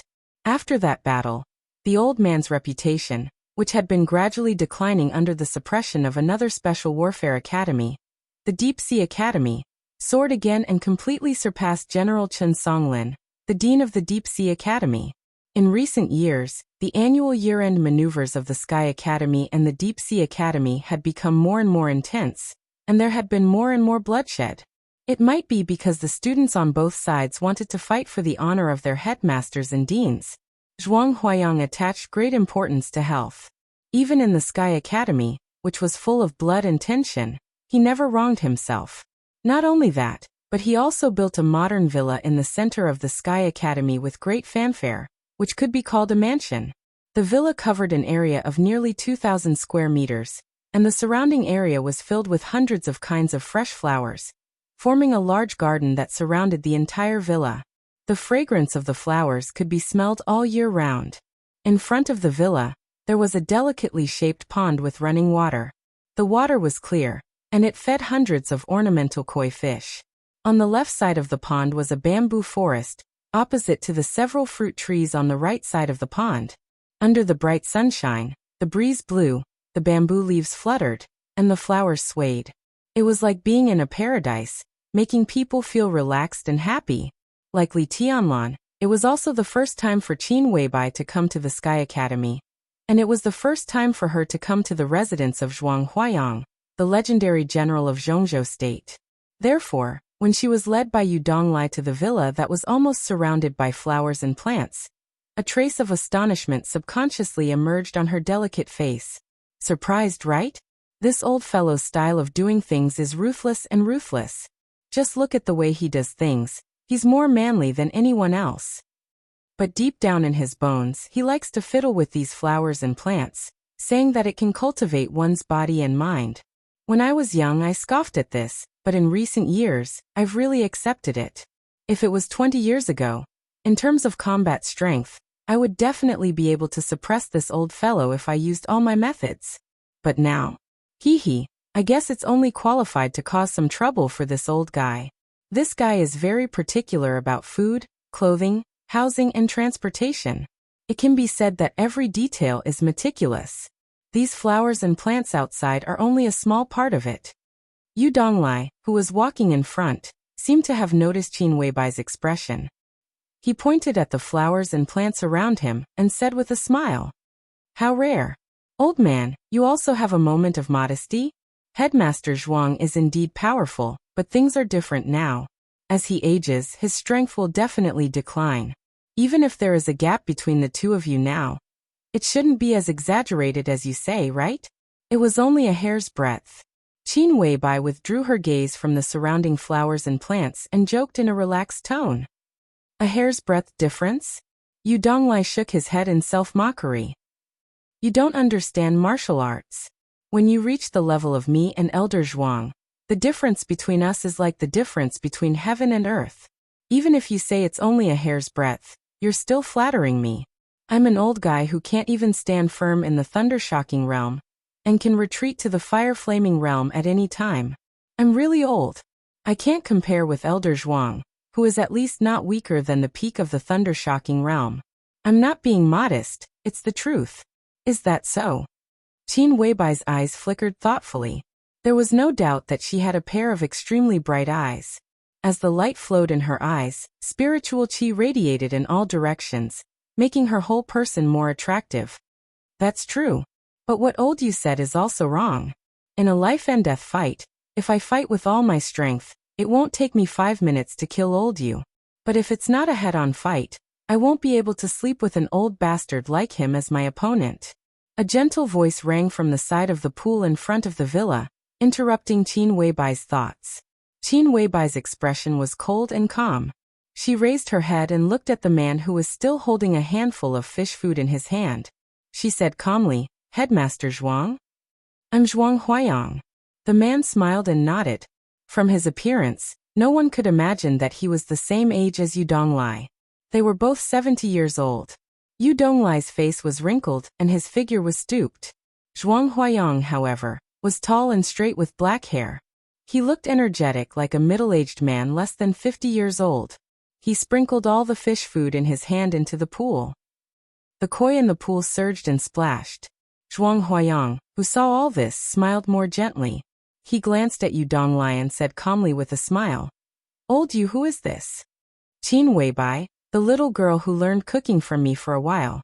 I've told you about her," Yu Donglai said with a smile. His eyes fell on the koi fighting for fish food in the pool, and he seemed a little absent-minded. Zhuang Huayang's eyes narrowed slightly and he asked, "Boss Qin of Pre-Qin International Group?" "That's me." Qin Weibai's tone was flat. "Headmaster Zhuang, nice to meet you. It's my honor." Zhuang Huayang laughed, and did not hide the amazement and appreciation in his eyes. "I've long heard that Boss Qin is the first beauty in Huating. I always thought it was an exaggeration. Now that I see you in person, I know it's not an exaggeration. It's obviously a modest statement. Headmaster, you flatter me." Qin Weibai smiled politely. Her expression was indifferent, but she quietly ignored Zhuang Huayang's surname. It was a simple difference of one word, but the distance between them was obvious. "I'm not flattering you.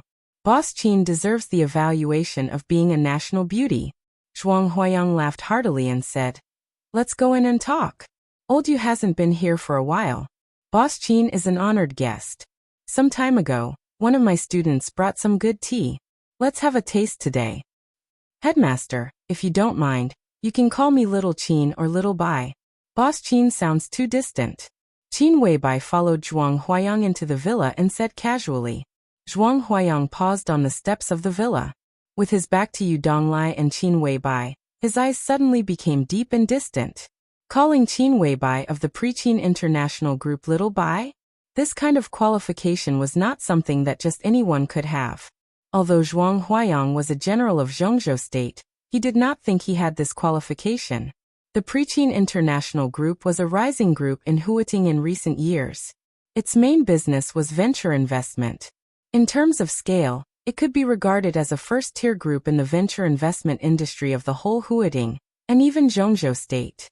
This rising group operated in an extremely high-profile way, but on the contrary, its boss Qin Weibai was extremely low-key.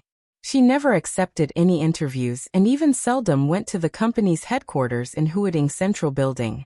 This also made Qin Weibai, a 24-year-old woman, extremely mysterious.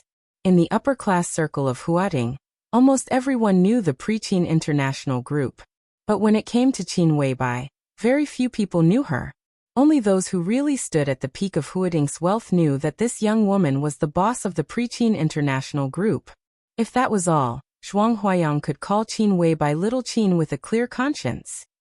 But all kinds of information showed that the Pre-Qin International Group was only a part of the strength that Qin Weibai revealed to the outside world. It might be an exaggeration to say that it was the tip of the iceberg, but it was certain that the Pre-Qin International Group was definitely not all that Qin Weibai had. She was little known in Huating and Zhongzhou State, but in some specific upper-class circles, she attracted the attention of countless tycoons. And the higher these circles were, the more dazzling the mysterious halo around Qin Weibai was. Qin Weibai, 24 years old, female, born in the year of rabbit. 9 years ago, she came to Huating from a mountain village in the western part of Zhongzhou State. 8 years ago, at the age of 16, Qin Weibai sneaked out of Zhongzhou State. When she reappeared in Huating 3 years ago, she was already a strong woman with a net worth of tens of billions. What was more puzzling was that after this woman, who seemed to know nothing about martial arts, came back from abroad, she was surrounded by experts. The Pre-Qin International Group seemed to be just a venture capital group, But there were no less than 20 experts who had stepped into the 4 realms of martial arts, and this was the most conservative estimate. In Zhongzhou State, which had a population of 1.6 billion, how many people could enter the 4 realms of martial arts? There were not many people who could even enter the most basic chi controlling realm. But a venture capital company had so many experts. Of course, it attracted the attention of Huiting and the Ministry of State Security of Zhongzhou State. The investigation team of the Ministry of State Security entered Huiting directly without hesitation. A senior deputy minister, who was famous for his combat capability, personally led the team. The investigation could be said to be with great fanfare, but in the end, it came to nothing.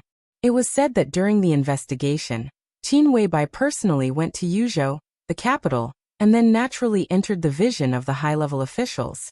In less than 3 days after that, the investigation team of the Ministry of State Security completely withdrew, and the development of the Pre-Qin International Group went smoothly from then on. Even though Zhuang Huayang was a general of Zhongzhou State, he was still a little confused about Qin Weibai's affairs. He could vaguely sense that Qin Weibai had at least some connections in the capital, and it was even very likely that she was a big shot in the political circle. But this speculation was just speculation, and it had not been confirmed. After the investigation team of the Ministry of State Security withdrew from Huiting that year, the Pre-Qin International Group had never received any help from any force in the capital. While a few people in Huiting were still speculating about Qin Weibai's background, this young woman, who was only in her 20s, showed most people a series of domineering, cold and sharp means. In general, Qin Weibai was very likely to be a person with a great background, or she could also be a woman without any force behind her. But in any case, no one was qualified to look down on such a young woman, who dared to sneak out of the country at the age of 10, and spent less than 10 years to accumulate such a large family fortune. Zhuang Huayang did not know what kind of power Qin Weibai had, but he was sure that even if the power in her hands was not enough to shake him, a general of Zhongzhou State, at least there was no need for her to take the initiative to come to flatter him. In this way, Zhuang Huayang could almost be sure that Boss Qin suddenly came to him today, because she had a request. The 3 of them entered the luxuriously decorated villa one after another. Instead of entering the study, they directly sat down in the living room. While Zhuang Huayang personally took out the tea set and added water to boil the tea, the old headmaster of the Sky Academy glanced at Qin Weibai, who was sitting elegantly on the sofa. He suddenly smiled and said, "Boss Qin, you don't come to me without a reason today, do you? I like to come straight to the point, so if you have any requests for me, Boss Qin, just tell me. If I can do it, I won't refuse. If I can't, I will also tell you clearly. After making the business clear, I will call you Little Bai, and I will feel at ease. Don't you think so?" Qin Weibai and Yu Donglai were stunned at the same time. Ahem. Old Zhuang. Yu Donglai coughed dryly. As soon as he opened his mouth, he was interrupted by Zhuang Huayang with a wave of his hand and a smile. "Old Yu, don't talk. Today is the day of admission to the Sky Academy, but I have already handled the matter of Qin Yan, so I'm sure that you have nothing to do. Today, you specially came here because you were asked to be a lobbyist by Boss Qin, right? Now that Boss Qin is in front of you, what else do you need to say? Isn't it better to listen to her? That's it. Boss Qin, let's get down to business first. After that, let's have tea." Yu Donglai gave a wry smile and looked at Qin Weibai awkwardly. He said helplessly, "This old guy has such a temper. It's okay, girl. Just say it. If this old bastard dares to disagree, I won't leave today. Since the headmaster said so, I won't stand on ceremony." Qin Weibai looked at Zhuang Huayang gracefully and said in a calm tone, "Today, I dragged Senior Yu here because I want to ask the headmaster to help take care of a freshman." "Who?" Zhuang Huayang raised his eyebrows. Although his smile remained unchanged, his eyes became sharp. "Li Tianlan." Qin Weibai's tone became softer. "Why is it this guy again?" To Qin Weibai and Yu Donglai's surprise, Zhuang Huayang did not rush to agree or refuse. Instead, he frowned and said to himself, "What do you mean?" Qin Weibai's attention was suddenly completely focused. She looked at Zhuang Huayang and asked in a cold tone. Zhuang Huayang was silent for a moment and then said with a smile, "I won't hide it from you, Boss Qin. An hour ago, a big shot called me in person and asked me to take good care of this freshman. But the care he said seems to be a little different from the care you said, Boss Jean. He told me that he would train Li Tianlan hard. If he killed him, he would give my son a promotion and a raise, and I could be the headmaster for one more term. If he didn't die, he would give my son a promotion and a raise, and I could be the headmaster for one more term. I haven't figured out what he meant, but you came and asked me to take care of Li Tianlan. Boss Jean, how do you want me to take care of him? Kill him? Keep him alive? Qin Weibai remained calm and collected, deep in thought. Yu Donglai asked subconsciously, Old Zhuang, who called you? I can't say. Zhuang Huayang said with a smile, but his eyes were observing Qin Weibai's expression. Headmaster, is it a call from Zhongyuan province? Qin Weibai suddenly asked. Zhuang Huayang's palm trembled slightly, and he almost dropped the teapot with his hand. Zhongyuan province? Yu Donglai was even more shocked. The capital of Zhongyuan province was Luojing. Although it was one of the major economic provinces in Zhongzhou state, it was not very prominent in politics and military in recent years. If there was really a person in the whole Zhongyuan province who could be regarded as a big shot by Zhuang Huayang. Is it? Yu Donglai opened his mouth, but he was interrupted by Qin Weibai before he could finish. If I'm not wrong, it should be that person. Headmaster, am I right? Yu Donglai closed his mouth subconsciously, but his mind was full of confusion. The person in Zhongyuan province had nothing to do with the case that year. Why did he suddenly pay attention to Li Tianlan now? And he gave Zhuang Huayang an instruction that if he killed him, he would get a promotion and a raise. If he didn't die, he would get a promotion and a raise. What kind of F***king attitude was this? I don't know. Zhuang Huayang quickly put away his shocked expression and said with a smile. Boss Qin didn't say who it was. How can I answer? Is Boss Qin trying to get information from me? Qin Weibai smiled faintly and took the initiative to change the topic. She said slowly, I came here today to ask you one thing. In the maneuver of the two academies a year later, I hope Tianlan can get a place to represent the Sky Academy. In addition, if possible, I also want a promise from you to keep Tianlan alive within a year. If I promise Boss Qin, what can I get? Zhuang Huayang asked straightforwardly. If you can promise and do it, then I will owe you a favor. I will pay it back when the time is right.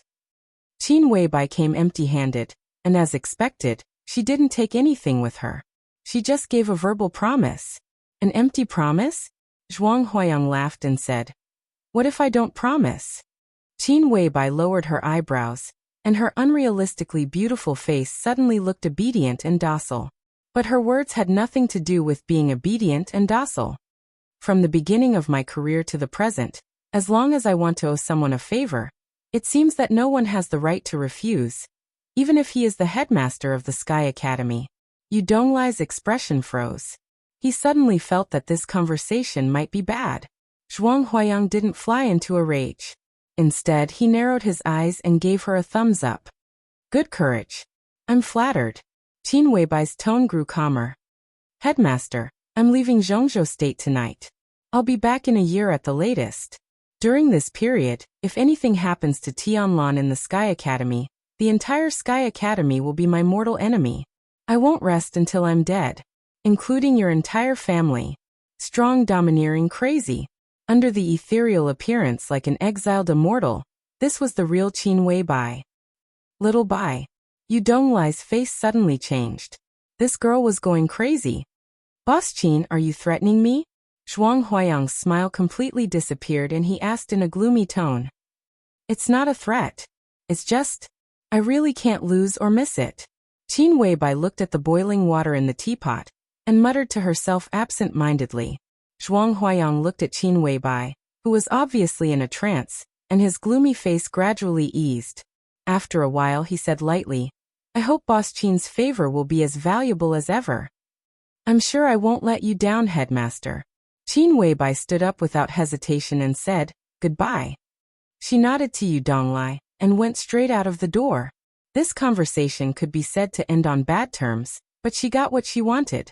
At least she didn't come in vain.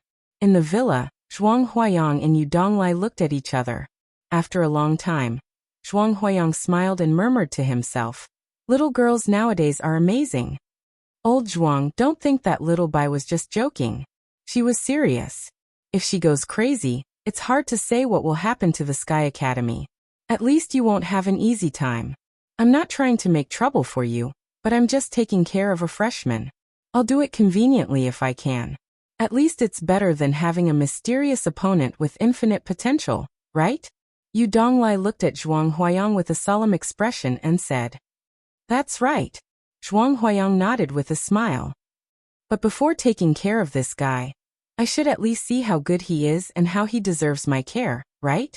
Who on earth is this little guy who can attract the attention of the big shot in the Central Plains and Qin Weibai?" Yu Donglai wanted to say something but stopped on second thought. In the end he said nothing. Zhuang Huayang picked up the phone next to the sofa and dialed a number. He narrowed his eyes and said with a smile, "Qin Ke, there's a freshman named Li Tianlan. Pay attention to him. Find a young and promising teacher, and test his strength. Remember, don't kill him. Take action tonight." The headmaster of the Sky Academy hung up the phone after he finished speaking. Then he looked at Yu Donglai and said with a smile, "How about it, old guy? Stay and watch a good show today?" Okay. Chapter 7. Room 601, Unit 1, Building 1, Area A. This was the dormitory assigned to Li Tianlan by the Sky Academy. The reception work of the new students at the Sky Academy was ridiculously simple. After confirming that the admission notices in Li Tianlan and Yu Qingyan's hands were authentic, the senior sister in charge of the reception of the new students simply entered their basic information into the archive and told them their respective dormitory numbers. She did not intend to personally lead the way for the juniors at all, and even skipped the procedure of giving directions. Li Tianlan was not surprised. From the very beginning, he knew that this was a special warfare academy full of cruel competition, so he didn't expect any human kindness here. He and Yu Qingyan took the free school bus to the dormitory area. After a brief goodbye at the gate of the dormitory area, Li Tianlan went directly to his dormitory. Although it was called a dormitory, it was actually a set of finely furnished apartments. The dormitory area of the Sky Academy was very large. There were nearly 30 dormitory buildings, all of which were 7-story buildings. There was no difference between the inside and outside of the building and ordinary old-fashioned apartments. There were 2 apartments on each floor, all of which had 3 bedrooms and 1 living room. Each apartment was a dormitory, and one person had 1 room. Compared with the situation in the outside world where 4 or 5, 6 or 7 people crowded in a room and fought for a bed, this kind of living environment where one person could occupy the whole bedroom was definitely quite superior. Li Tianlan's dormitory was on the top floor of a building in Area A. It was about a week before the Sky Academy officially opened on April 15th. The whole dormitory building was empty and lifeless. He who came here first could be said to be the only resident here. This also meant that Li Tianlan could at least choose a room he liked in the apartment as his dormitory. He was quite satisfied with this. Li Tianlan reached out, fiddled with the watch on his wrist, and aligned the dial of the watch with the sensor on the anti-theft door in front of him. The watch on his wrist was received at the reception of freshmen, which had many more functions than ordinary watches. It was a multifunctional device that integrated positioning, navigation, calling, scanning, and recording. It could be said to be the standard of every student in the Sky Academy, and also the key to enter the dormitory. In addition to the watch, Li Tianlan also received a very heavy-looking blue notebook from the reception of freshmen. Apart from that, there was nothing else. The moment the watch was aligned with the sensor of the anti-theft door, it made a soft sound, and the anti-theft door opened automatically. With a calm expression, Li Tianlan opened the door and went straight into the apartment. The interior decoration of the apartment was not overly luxurious, but it was very comfortable to look at. The whole place was pasted with light gold wallpaper. All the appliances in the kitchen, dining room, and bathroom were brand new. The real leather sofa in the living room looked a little old, but it was very comfortable to sit on.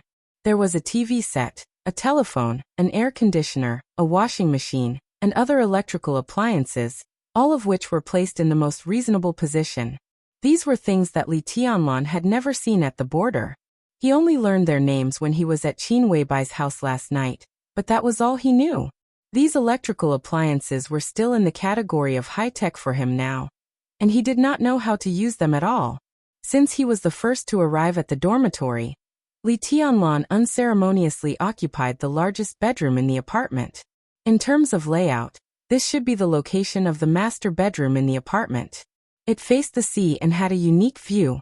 The bed in the bedroom was covered with clean and tidy bedding. There was also a small desk.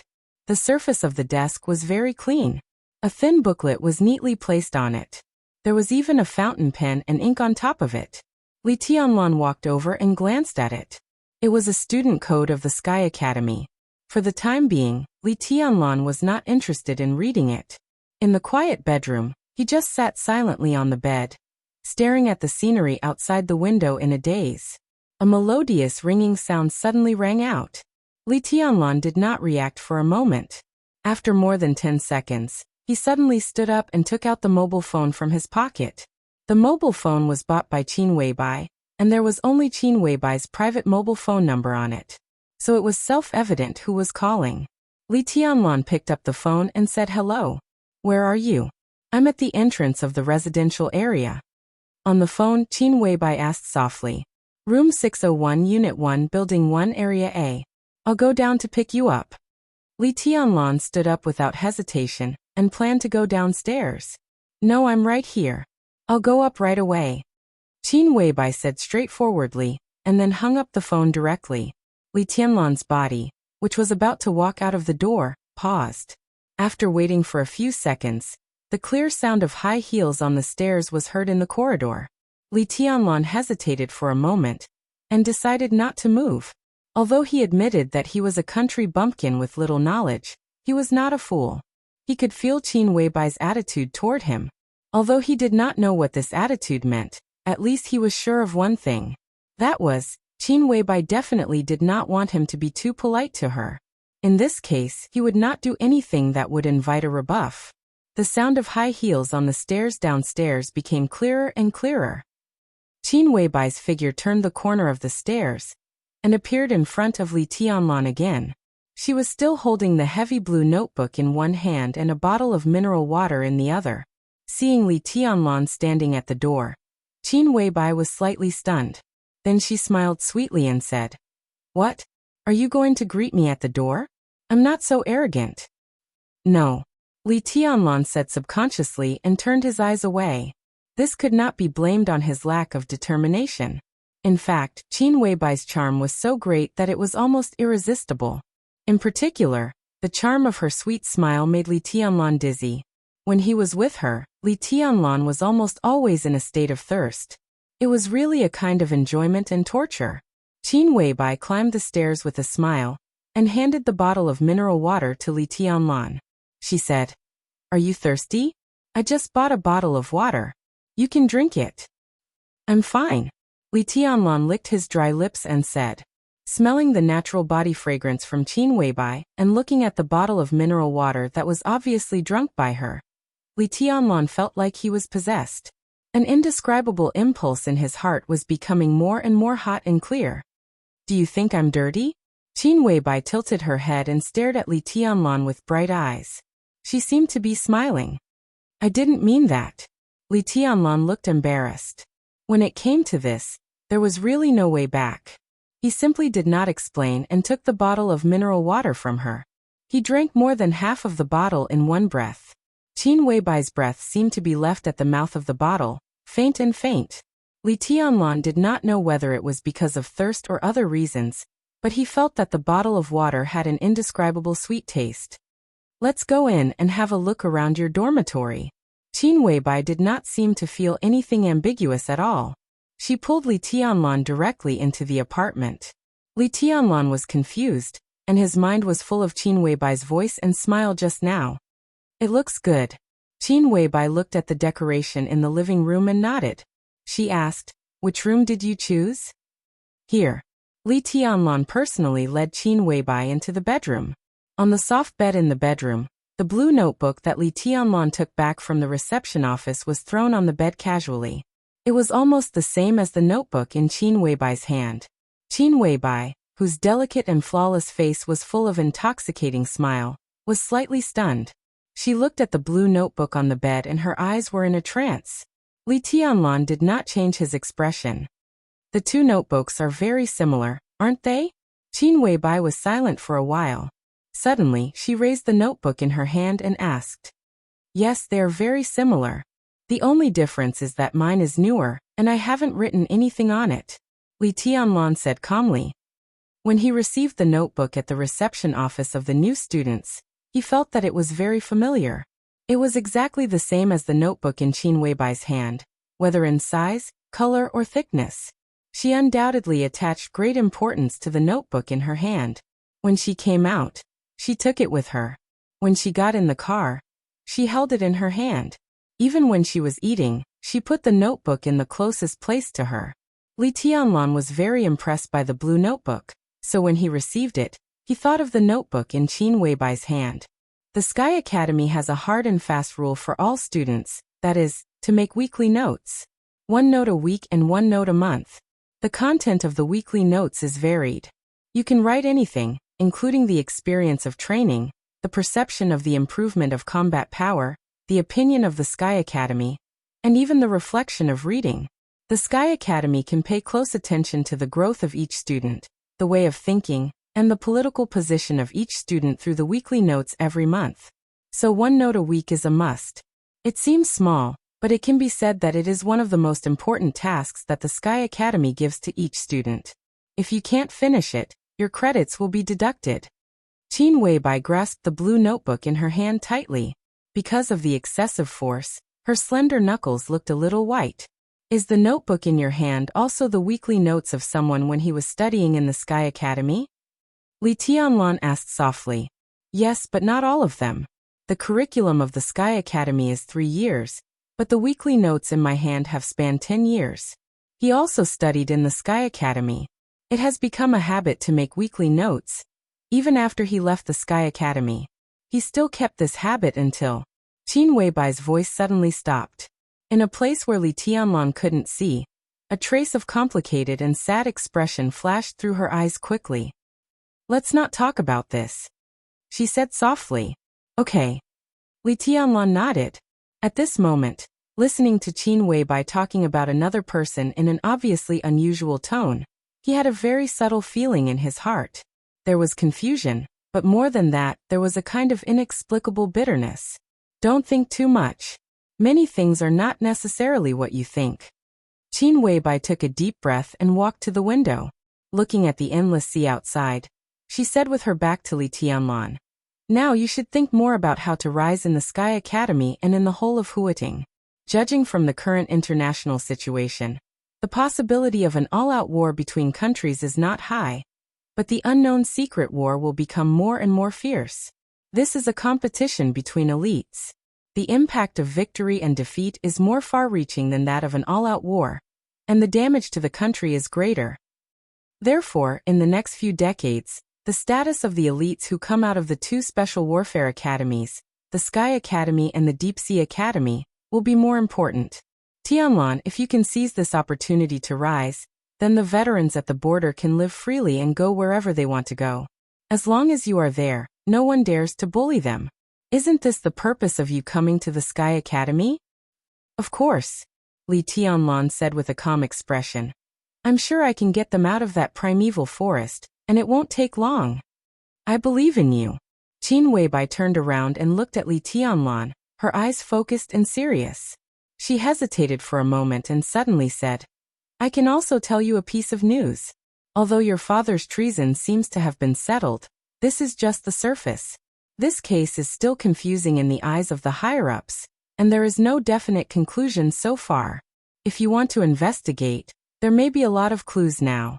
So your father may have really committed treason, but it is also possible that he was framed. Framed? Who framed him? Li Tianlan's eyes suddenly focused. At this moment, although he was still calm, there was a hint of danger in his whole body, like a huge wave in the deep sea. The surface was slightly rippling, but the depth was already surging like a tide. This needs you to investigate. Qin Weibai shook her head and said, How should I investigate? Do you have any clues? Li Tianlan asked subconsciously. I'm just a businessman in Zhongzhou State. How can I have clues? That matter was of great importance, and all the information was sealed. Without special permission, you can't see it at all. Tianlan, climb up. Climb to a high enough position. At the very least, you have to come into contact with that information before you have the qualifications to start investigating. I'm willing to always stand behind you. As you move forward, no matter what you need, as long as I have it, I can give it to you. Qin Weibai looked at Li Tianlan and said softly. Thank you. Li Tianlan looked at her deeply and said in a deep voice. Qin Weibai smiled gently and shook her head. She said, I'm going to leave Huiting for a while, maybe a few months, but no more than a year. During this time, I hope you can make some achievements. Well, wait for me to come back. If you can hold your ground in the Sky Academy, then I'll agree to one of your requests. How about that? In Li Tianlan's somewhat widened pupils, Qin Weibai narrowed her big eyes and smiled more and more softly. I can agree to any request you have. Really? Li Tianlan confirmed in a dry voice. There were all kinds of thoughts in his mind. Countless thoughts crowded together, making his whole mind blank. Of course. In Huiting, people who know me, Qin Weibai, know that I always mean what I say. Qin Weibai looked proud. She reached out a small white hand to Li Tianlan and said, Let's pinky swear. Li Tianlan walked over in a daze, reached out his little finger, and hooked it with Qin Weibai's finger. Qin Weibai's body was close to Li Tianlan. She took out her mobile phone, turned on the camera function, and directly pressed the shooting button. The two leaned against each other, and the picture of their fingers hooking was immediately taken. In the photo, Qin Weibai smiled tenderly, while Li Tianlan's expression was a little dull. Qin Weibai nodded with satisfaction and sent the photo to Li Tianlan. Then, she set the photo as the screen of their mobile phones. They had the same mobile phones and the same screen. Qin Weibai waved the two mobile phones in front of Li Tianlan. She smiled and asked, Do I look good? Li Tianlan nodded in a daze. Silly, so ugly.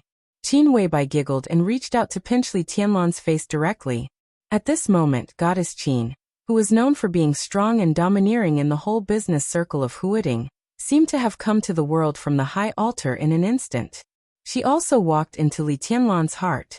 Qin Weibai put the mobile phone back in Li Tianlan's hand, took 2 steps back, and suddenly said, I'm leaving. She did not wait for Li Tianlan to answer. She turned and walked out of the room directly, natural and unrestrained. Li Tianlan, who had been in a daze, suddenly came back to his senses. Without saying anything, he chased after her and said, I'll see you off. The two went downstairs in silence, and walked out of the gate of the dormitory area. On the road outside the dormitory area, a school bus was coming from a distance, getting closer and closer. You can't change the screensaver photos of your mobile phones, do you know? Qin Weibai glanced at the bus coming from a distance, turned to Li Tianlan and said, I know. Li Tianlan smiled a little foolishly and said, And I won't change it. Well, I won't change it either. Qin Weibai said softly and pulled Li Tianlan's hand. Come on. She let go of his hand, turned around, and stepped on the school bus in front of them. The school bus started slowly and went away. Li Tianlan stood there silently, watching the school bus leave. He did not move. In the back row of the school bus, Qin Weibai, who had been admiring her mobile phone since she got on the bus, put away her mobile phone and looked more and more gentle. There was a turn in front. Qin Weibai, who put away her mobile phone, suddenly looked back. Chapter 8. It was still sunny in Huiting in the morning, but the weather suddenly changed in the afternoon. Over the Sky Academy, the clear sky darkened at a very fast speed. The clouds were getting lower and lower, and the air began to become dull. The Sky Academy, which was originally very quiet because it was not the first day of school, also became even quieter. The rain poured down in buckets in the evening. Li Tianlan, who had dinner outside, was wandering around. The sudden heavy rain almost instantly drenched him. By the time he hurried back to the dormitory, his clothes had been completely soaked. This made Li Tianlan both distressed and annoyed. Although the clothes he was wearing looked ordinary, the price was not simple at all. shirt, trousers, leather shoes, and underwear. Although Li Tianlan did not have any brand awareness, he clearly saw the price of these things when Qin Weibai bought them for him. They added up to nearly 50,000 renminbi, which was a fortune that could allow him to travel back and forth between Huading and the border countless times. Wearing them made him feel as if he was covered in banknotes from head to toe. Li Tianlan could not help but care about it. But now he was completely soaked. So when he returned to the dormitory, he took off his clothes and washed them. Then he put on the school uniform of the Sky Academy. Although it was called a school uniform, it was actually a very ordinary camouflage uniform, but the color was lighter than the camouflage uniform of the ordinary army. This thing was specially sent to him in the afternoon. There were 3 sets in total, and they were matched with 2 pairs of military boots. After changing into them, Li Tianlan moved about casually for a while, and found that they fit him well. This also made his inner depression dissipate a lot. The rain outside the window was getting heavier. Li Tianlan's dormitory was on the top floor. Dense raindrops were beating on the roof, making a very lively sound. Li Tianlan, a country bumpkin who didn't even know how to plug in and turn on the TV, had nothing to do. Finally, he remembered the Sky Academy's student code of conduct on the table. The student code of conduct did not look thick, but that was compared with the weekly notebook on the desk. In fact, the student code of conduct was at least 100 pages thick, which showed that there were many things to pay attention to in the Sky Academy. Anyway, he had nothing to do, so he simply sat at the desk and opened the first page of the student code of conduct. 8 large scarlet characters immediately came into Li Tianlan's eyes. 8 words, almost up and down, neat and tidy. It became the only content on the page. If you want to go to heaven, you must first go to hell. What the hell is this? Li Tianlan was at a loss. Advice? Encouragement? Or was it the school motto? No matter what it was, just from the literal meaning of these 8 words, Li Tianlan knew that his study life in the Sky Academy might be crueler than he had imagined. Li Tianlan's heart was as calm as still water. He silently turned the page, and the contents of the student's code of conduct appeared on the second page. Chapter 1 of the Student Code of Conduct of the Sky Academy. Credit is omnipotent. Power, wealth, and deities were not omnipotent. Only academic credits were. In the Sky Academy, credits meant everything. In terms of confidentiality, the Sky Academy was definitely one of the military bases with the highest specifications in Zhongzhou State. Although it was named after the school, countless newly developed equipment, weapons, and defense systems of Zhongzhou State would be the first to be equipped with the Sky Academy. However, in addition to countless cutting-edge weapons and training bases on the island, there were also entertainment places for students, shopping malls, karaoke halls, and bars. What was even more exaggerated was that the Sky Academy even had a small playground. All these expenses did not require RMB, but credits. Here, RMB was useless. Credits were the only currency in circulation. Clothing, food, housing, and transportation, everything required credits. Similarly, the number of credits was also the only criterion to judge a student's performance. In the first month of school, new students would have 50 credits. However, none of these 50 credits could be used freely, because even living in the dormitory was not free here. Living in the dormitory cost 1 credit a day, which meant 30 credits a month. In addition, taking the school bus back and forth from one training ground to another required 10 credits a month. The remaining 10 credits were used to buy a series of daily necessities, among which food occupied the majority. Because there was no canteen in the Sky Academy, there were only restaurants, and eating in restaurants also required credits. The amount of consumption was most directly related to what one ate.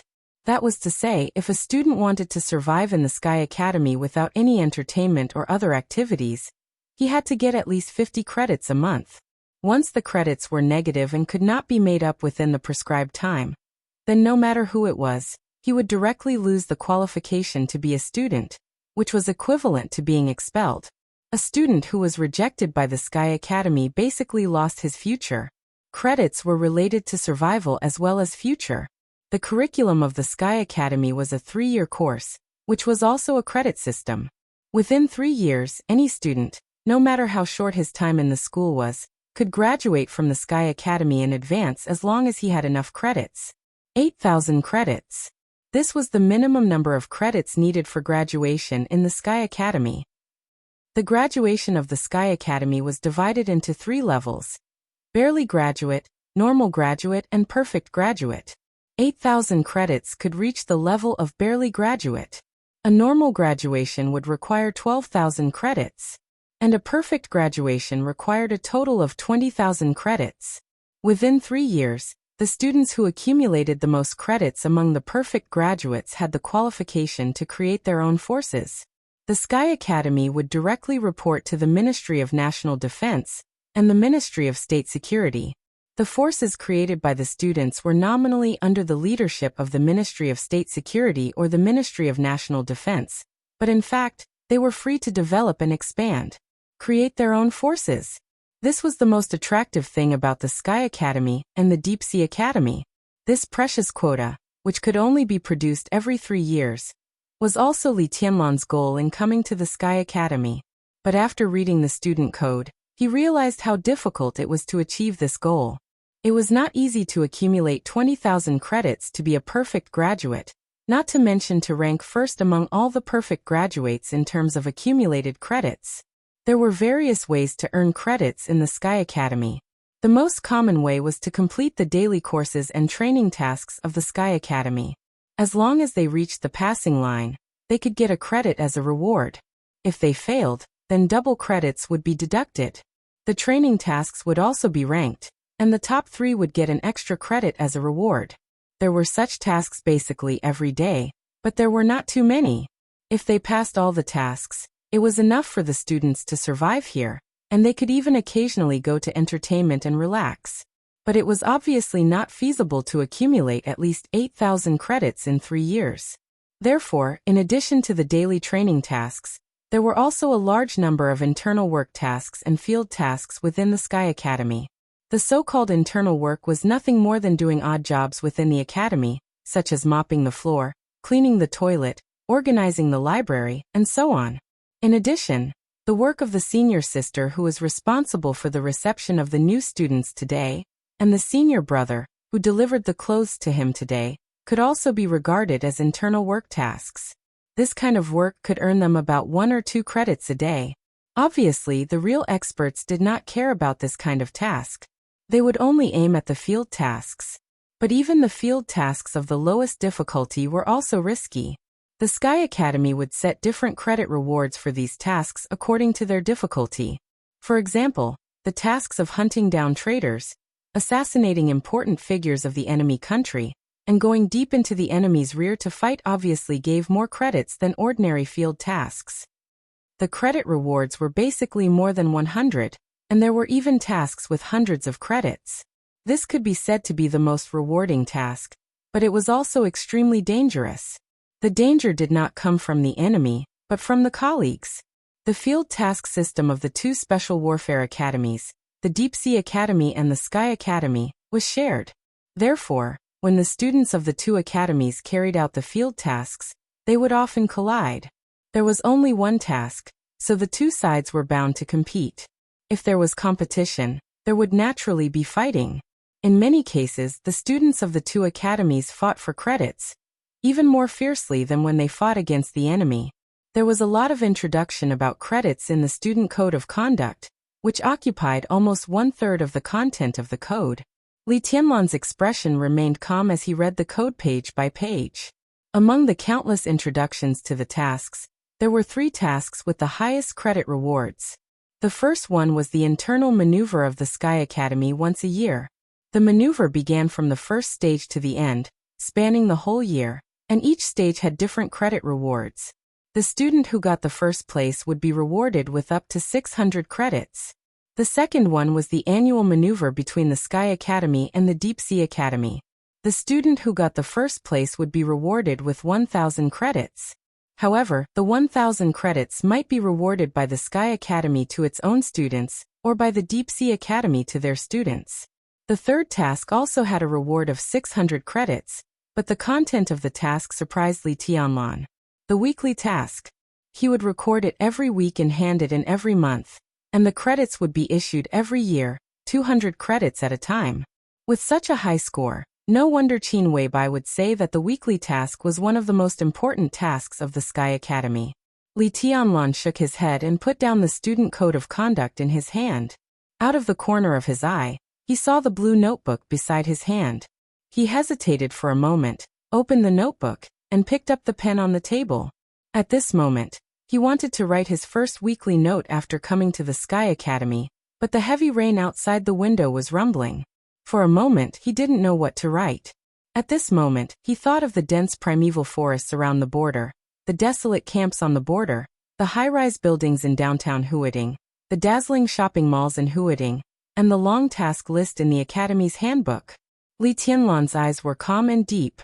Listening to the rain outside the window, he sat motionless in the chair. Time passed slowly. 8 o'clock in the evening. 9 o'clock. The rain outside the window was getting heavier and heavier. The heavy rain hit the ground hysterically, and there seemed to be no second sound in the whole world. Li Tianlan, who was expressionless, took a deep breath and finally put pen to paper. At the same time, amidst the violent rain, a figure carrying a suitcase appeared at the door of the first unit of the first block in Area A. This was an extremely burly young man in his 30s. He had short hair and a rough appearance. He was not wearing a raincoat or holding an umbrella. He stood silently at the entrance of the unit, ignoring the rain as if it was nothing. He only raised his head and stared at the top of the building with a pair of bull eyes. The glaring lightning flashed across the sky, and the light instantly made his face pale. He still stood silently, looking at the only room on the 6th floor with the light on thoughtfully. I can't believe it. I'm a teacher of the Sky Academy.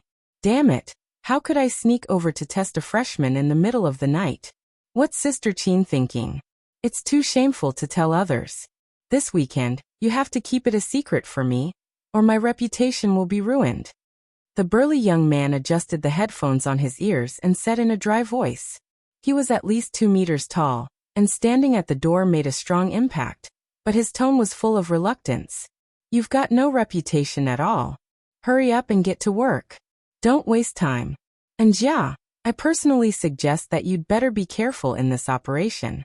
You don't know the background of this freshman, but he's someone that Sister Qin pays attention to. How can he be simple? If you're defeated by this freshman tisk, it'll be a big highlight. In the headphones, a playful laugh sounded, full of gloating. Bullshit, he's just a freshman. How strong can he be? He's just a rookie. Weekend, do you want to make a bet? And Jia sneered with a disdainful look. F***CKU. You also know that the target is a rookie freshman? You want to make a bet? You're really shameless. Hurry up and get to work. Sister Qin is so patient. If you can't do it quickly, hey? In the headphones, the man called Weekend chuckled. And Jia shook his head helplessly, sighed, carried his suitcase, and reluctantly walked into the door of the unit. At the same time, he muttered to himself, this job is really boring. It's so boring. His body was huge, but it was as light as a feather. There was not the slightest sound when he walked. His burly body seemed to be flashing in the corridor.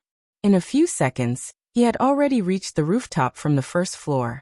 The rain on the rooftop was heavier, and the wind was stronger. The raindrops all over the sky hit in Jia's face. He just casually wiped his face, squatted on the ground, and opened the suitcase in his hand. There was a glass screen about 30 to 40 centimeters in size in the suitcase, and there was a red button below the screen. And Jia pressed the button without hesitation. Under the beating of the rain, the screen in the suitcase lit up without being affected at all. On the screen, a red figure was clearly reflected, and the figure seemed to be writing something on the desk. Good boy, you've started to keep a weekly diary so early? You're quite diligent. And Jia chuckled, opened a secret compartment in the suitcase, and pulled out a golden metal stick, which was about the same length and thickness as a chopstick. He pulled the metal stick with both hands, and the metal stick suddenly extended to dozens of centimeters long. Without hesitation, Jia came to the top of the red image, and plunged the metal stick directly into the ground. The solid concrete roof was like tofu, and the metal stick was not hindered at all. It directly pierced into the roof made of concrete, and went straight down until the tip of the stick disappeared. The screen in the suitcase flickered. In an instant, all the scenes in Li Tianlan's bedroom appeared on the screen. Jia's smile had just appeared at the corner of his mouth, when it suddenly froze in the next second. In the bedroom below, the rookie freshman, who should not have noticed any of his actions, suddenly raised his head almost at the moment when he plunged the metal stick into the rooftop. His eyes looked directly at the roof. In an instant, Jia felt his scalp go numb, and a chill spread directly from the soles of his feet to the top of his head. On the screen, the rookie freshman, who looked delicate and weak, had already stood up. His eyes, which had been calm and gentle a second ago, had changed completely in the twinkling of an eye. Those were supposed to be a pair of clear and soft eyes, but at this moment, there was an unparalleled demonic and piercingly cold look in them. Jia had never seen such a demonic look before, but he subconsciously sensed great danger. It was the instinctive fear of death that any life had. There was no way to escape, no way out, and only despair. On the screen, a silver metal pipe, which was less than 10 centimeters long, slipped from the freshman's cuff and fell directly into his hand. The metal pipe was evenly thick and could be held firmly by hand. As Jia's pupils contracted, the freshman below suddenly swung his hand. The metal pipe in his hand suddenly extended, and a long spear more than 2 meters long appeared in his hand. In the bedroom, Li Tianlan's eyes became more and more demonic. He held the spear with one hand, aimed it at the roof, and thrust it straight at it without hesitation. Outside the window, it was raining heavily, and thunder suddenly rumbled. The spear in the room went straight through the sky. The silver spear pierced directly into the roof. With a loud bang, a big hole with a diameter of nearly 3 meters suddenly appeared on the thick roof. Rain fell from the hole, but a large piece of the roof, which was made of reinforced concrete, was broken into countless stones, which continued to shoot into the air. Li Tianlan's figure had already rushed out of the hole in the roof. His eyes were directly fixed on Jia, who was hiding on the rooftop in a panic. Without any nonsense, the silver spear smashed the rain all over the sky and directly smashed down. It happened almost at the same second. In Li Tianlan's bedroom, tiny but extremely dazzling electric arcs began to flash at the wardrobe. The air in the bedroom began to twist slightly in a shape visible to the naked eye. A mature, plump, and beautiful figure appeared directly in the flashing electric arcs. With just a slight step, she had already appeared beside the desk. She had been standing at the wardrobe in the bedroom for a long time, but Li Tianlan didn't notice her at all. The woman's fair and beautiful face was expressionless. She was as cold as an iceberg, and there was not the slightest warmth that a human should have in her eyes.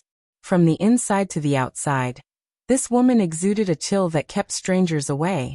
She stretched out 2 fingers, pulled over Li Tianlan's weekly diary that was spread on the desk, and read it quietly. There were only a few hundred words written on the open weekly diary. Li Tianlan's handwriting was not beautiful, but every stroke was full of a kind of extremely sharp edge. On the whole, there was a kind of mysterious artistic conception. The woman's eyes were focused, and she carefully read Li Tianlan's weekly diary from beginning to end. Her expression did not change at all, but her pair of eyes, which made people feel cold at first glance, slightly narrowed. "How arrogant you are," the woman said to herself in a tone without any warmth. She sneered slightly and said, "I'd like to see what you can do." Her figure flashed. In the flashing electric arcs, her figure had disappeared directly from the bedroom. The weekly diary on the desk was pushed back to its original position by an invisible force, and it was still open. On the white page, the ink on the last few lines of Li Tianlan's words had not yet dried, and the sharpness between the lines was even stronger. What rises will eventually fall. What is beautiful will eventually be broken. Chapter 9. Run. The faster I run, the better. This was the only thought in Jia's mind. At this moment, the heavy rain, the deafening thunder, and the stones and steel bars that had been blown away on the rooftop had completely disappeared from his eyes. A 2-meter-long silver spear had completely occupied his mind. This was a long weapon with a rather domineering shape. The feature that it could shrink was obviously more convenient for its owner to carry. When it was not fully extended, it was just a metal tube of about 10 centimeters. But once it was fully extended, anyone would be amazed by its exquisite craftsmanship.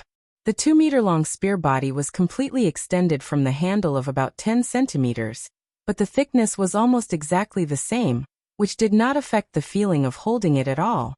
What frightened Njia even more was the spearhead of the silver spear. The spearhead was slender and had no tassels. The 2 sharp spear blades spread outward in a subtle arc, giving people a ferocious and exquisite feeling. At first glance, it looked a bit like a halberd, but the arc of the 2 spear blades and the spearhead was obviously more restrained than that of a halberd. Njia had never seen such a strange spear, but it definitely did not mean that he didn't know what it was. As a new teacher of the Sky Academy, with his professional vision, he could be sure at the first sight of this spear that it was a real murder weapon.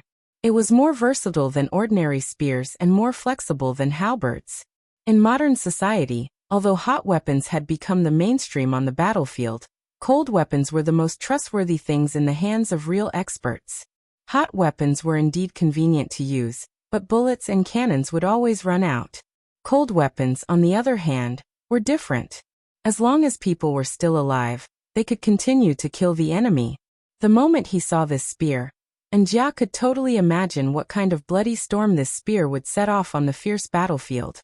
He didn't even need to imagine at all, because at this moment, he was personally feeling the great pressure brought to him by this spear and its owner. The 2-meter-long spear smashed down from the sky. Wherever the spear passed, all the air seemed to be completely sucked out. The sharp whistling sound went from low to high. In Njia's sight, the ferocious and exquisite spear smashed directly at his head from top to bottom. No feeling could describe what he was feeling right now. As the long spear approached, it seemed that the whole world was collapsing. The pure and extreme killing intent enveloped all his movements. The raindrops in the air were directly torn into powder that was hard to be seen by the naked eye. In Njia's eyes, this spear seemed to have become one with the whole heaven and earth. With surging, crazy, pure killing intent, it was as if the heavenly power was falling endlessly. At this moment, Njia had no intention of resisting at all. He gathered all his essence, chi, and spirit, roared, and retreated directly. The silver spear smashed into the ground. The entire building shook violently. Countless cracks spread out in all directions on the flat rooftop with the spear as the center. Boom! Under Njia's dull gaze, the surrounding cracks spread to the limit. The rooftop seemed to be unable to withstand such a huge force at all. The initial landing point of the spear collapsed directly, forming a huge crack of 7 or 8 meters long. Li Tianlan, the culprit who caused all this, had no intention of stopping to ask questions. As soon as the long spear hit the ground, he rushed over without saying a word and thrust his spear forward. Was this really a King freshman? Who taught this kind of person? Njia burst into tears. Faced with Li Tianlan in this state, he didn't even have the courage to test his strength. Looking at the long spear that was about to pierce his chest in an instant, Njia did not hesitate. He turned around, ran a few steps, and jumped directly from the rooftop. Behind him, Li Tianlan's eyes flickered, and the light in his eyes became more and more demonic. The moment Njia jumped from the rooftop, he sprinted a few steps without hesitation, and jumped down directly with the long spear that was taller than him. The height of more than 10 meters was nothing to the two of them. The moment his feet landed on the ground, Njia bent his knees. After quickly unloading the force, he suddenly bounced up and fled desperately. There was a forest around the dormitory area that had a longer history than the Sky Academy. The terrain was more complicated. As long as he rushed in, Njia believed that he could easily escape with his advantage of being familiar with the terrain.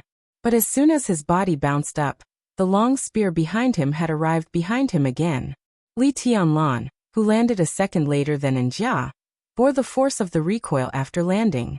Without any unloading process, he attacked again. His head, chest, and back. Li Tianlan struck 3 times with his spear, and all of them landed on the vital parts of the human body. His moves were clean and tidy, but each of his moves was filled with extreme gloomy violence. This was a real killing technique. Njia, who was retreating, had no room to fight back at all. His body twisted in a weird way, and the bones all over his body suddenly cracked. At this moment, it seemed that all the bones in his body were completely dislocated. While running forward with his legs, his upper body suddenly tilted to a great extent. Without affecting his speed, he once again avoided Li Tianlan's spear. Li Tianlan finally uttered a short syllable. He seemed to be a little surprised. His eyes were still fixed, but the demonic look in them grew stronger and stronger. Compared with the bumpkin who had just arrived in Huading, Li Tianlan in this posture was strange and terrible. He was calm, awe-inspiring, indifferent and sharp. His eyes, in particular, were overflowing with demonic qi, which made people feel cold at first glance. In a short while, the figure in front of him had fled dozens of meters away. Li Tianlan snorted and directly followed him without any intention of giving up. The movement of the opponent's body twisting in an instant was obviously beyond the scope of professional skills. It was more like some kind of secret unique skill of martial arts. He didn't know the opponent's identity, but it was hard for Li Tianlan to believe that the opponent had any good intentions since he appeared alone on his roof on a rainy night with the intention of monitoring him. If he had bad intentions, he was naturally an enemy. Before Qin Weibai left, she vaguely mentioned the treason case of that year, and used the word confusing. There must be a lot of inside stories. At this time, Li Tianlan did not intend to show any mercy to a suspected enemy. The two rushed out of the dormitory area one after the other, and rushed into the woods around the dormitory area. One chased and the other fled, and the distance of dozens of meters was quickly shortened. And Jia, who was desperately running away, felt cold inside. He knew that the opponent's speed was slightly faster than his, but he thought that as long as he entered the woods, he could easily escape from the opponent's pursuit with his familiarity with the terrain. But the fact was the opposite. After entering the woods, Li Tianlan's speed did not slow down. Instead, he was more like a fish in water. The dense trees and the bumpy ground did not affect him at all. The distance between the two was getting closer and closer. In a few seconds at most, he would enter the freshman's attack range again. With the 2-meter-long spear and the length of his arm, the opponent's attack range was a little terrifying. He couldn't continue to run like this.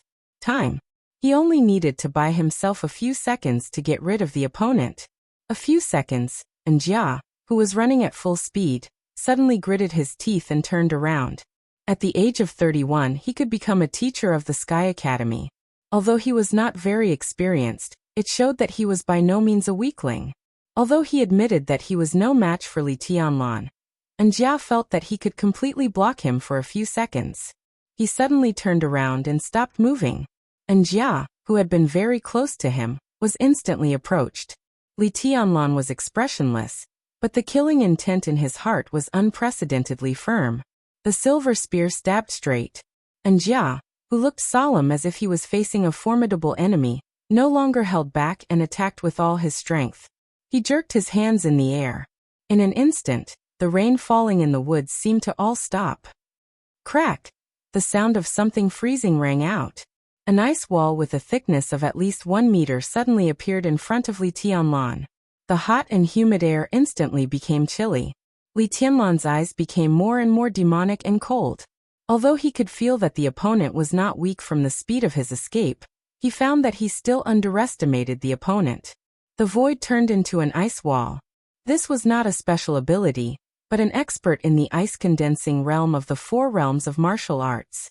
The ice wall was more than 1 meter thick. Although it was made with the help of the rain, Li Tianlan could completely conclude that the opponent's strength had definitely completely surpassed the qi-controlling realm, and had completely stabilized in the ice-condensing realm. For most people, the 4 realms of martial arts were a mysterious realm of martial arts that they could only dream of. Even the qi-controlling realm, the most basic of the 4 realms of martial arts, was a high and mighty figure in the eyes of ordinary people. Condensing qi into a blade was the most basic sign of an expert in the qi-controlling realm. The qi here did not refer to things like internal force and qigong, but the air around the body. An expert in the qi-controlling realm could completely use the strength of his muscles and bones to compress the air in front of him to the extreme in an instant burst. The greater the strength and the faster the speed, the higher the degree of compression of the air. When a person's strength and speed broke through a certain limit, in an instant burst, his hands did not even need to attack the enemy, but the compressed air in front of his hands could hurt the enemy. This was condensing qi into a blade, also known as the qi-controlling realm. Compared with the qi-controlling realm, The ice-condensing realm was more advanced. As everyone knew, there was a small amount of water and steam in the air, and the strength and speed of an expert who had surpassed the chi-controlling realm had already reached a level that ordinary people could not fathom. Such an expert could completely condense all the water in the nearby air in an instant when he exerted his full strength. Condensing water into ice was the sign of the ice-condensing realm. Now the ice wall that suddenly appeared in front of Li Tianlan was more than 1 meter thick. Even with the help of the rain, it was not something that an expert who had just entered the ice-condensing realm could do. What a big move! Li Tianlan's tone was cold, and he finally spoke. As he spoke, he did not slow down his movements at all. Without any hesitation, the straight silver spear stabbed into the ice wall in front of him. Boom! The raging power vibrated wildly. The falling rainwater within 3 meters of Li Tianlan's body all rose in an instant. The ice wall in front of him, more than 1 meter thick, turned into ice cubes in the blink of an eye like tofu. Several thick trees inside the ice wall were directly broken into sawdust under the vibration of the huge force. Amid the sawdust and ice cubes all over the sky, Li Tianlan, who had also exerted his full strength, took a step forward and rushed toward Njia with the spear in his hand still in a stabbing position. The spear moved with the person, and the person moved with the spear. At this moment, Li Tianlan seemed to have become a part of the spear. With the violent killing intent that was enough to tear apart all obstacles, he rushed straight toward Njia. His target was still his heart. Irresistible and unstoppable. This was a kind of truly invincible momentum, invincible and invincible. Anyone or anything that dared to stand in its way would be torn to shreds by this spear in an instant. There was no leeway and no way out. This was Li Tianlan's martial arts, just like his life. And Jia, who had vowed to bet with his companions a few minutes ago and thought that Li Tianlan was a rookie, was scared out of his wits. Under this extremely terrifying spear, he could not even breathe, let alone dodge it. Help! He stared blankly at the spear that was getting closer and closer to him. He opened his mouth and finally let out a dying moan. The spear was about to pierce into Njia's chest. Stop! Bastard! An anxious and angry shout was heard, followed by the sound of a gunshot. The gunshot echoed in the dense forest. The bullet came from dozens of meters away, and hit the back of Li Tianlan's hand directly. Li Tianlan felt a sharp pain in his palm, and blood splattered. Under the threat of death, he did not think at all. He directly threw out the spear that had condensed his peak killing intent. The spear, which was at least 2 meters long, flew out of his hand. In the forest, an extremely bright silver meteor flashed past, and shot directly in the direction where the bullet came from. Njia, who had been waiting for death, suddenly opened his eyes wide and roared, "Brother, be careful!"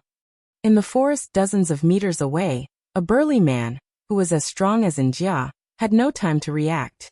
He could only watch the silver light getting closer and closer to him. The spear was like a dragon. The silver spear arrived in an instant, and the body of the spear directly penetrated the man's abdomen. Blood splattered. The silver spear carried the burly man's body, and still shot forward without slowing down. Njia's eyes suddenly turned red. The spear thrown by Li Tianlan from dozens of meters away flew nearly 20 meters in the air with the brother he had been with day and night.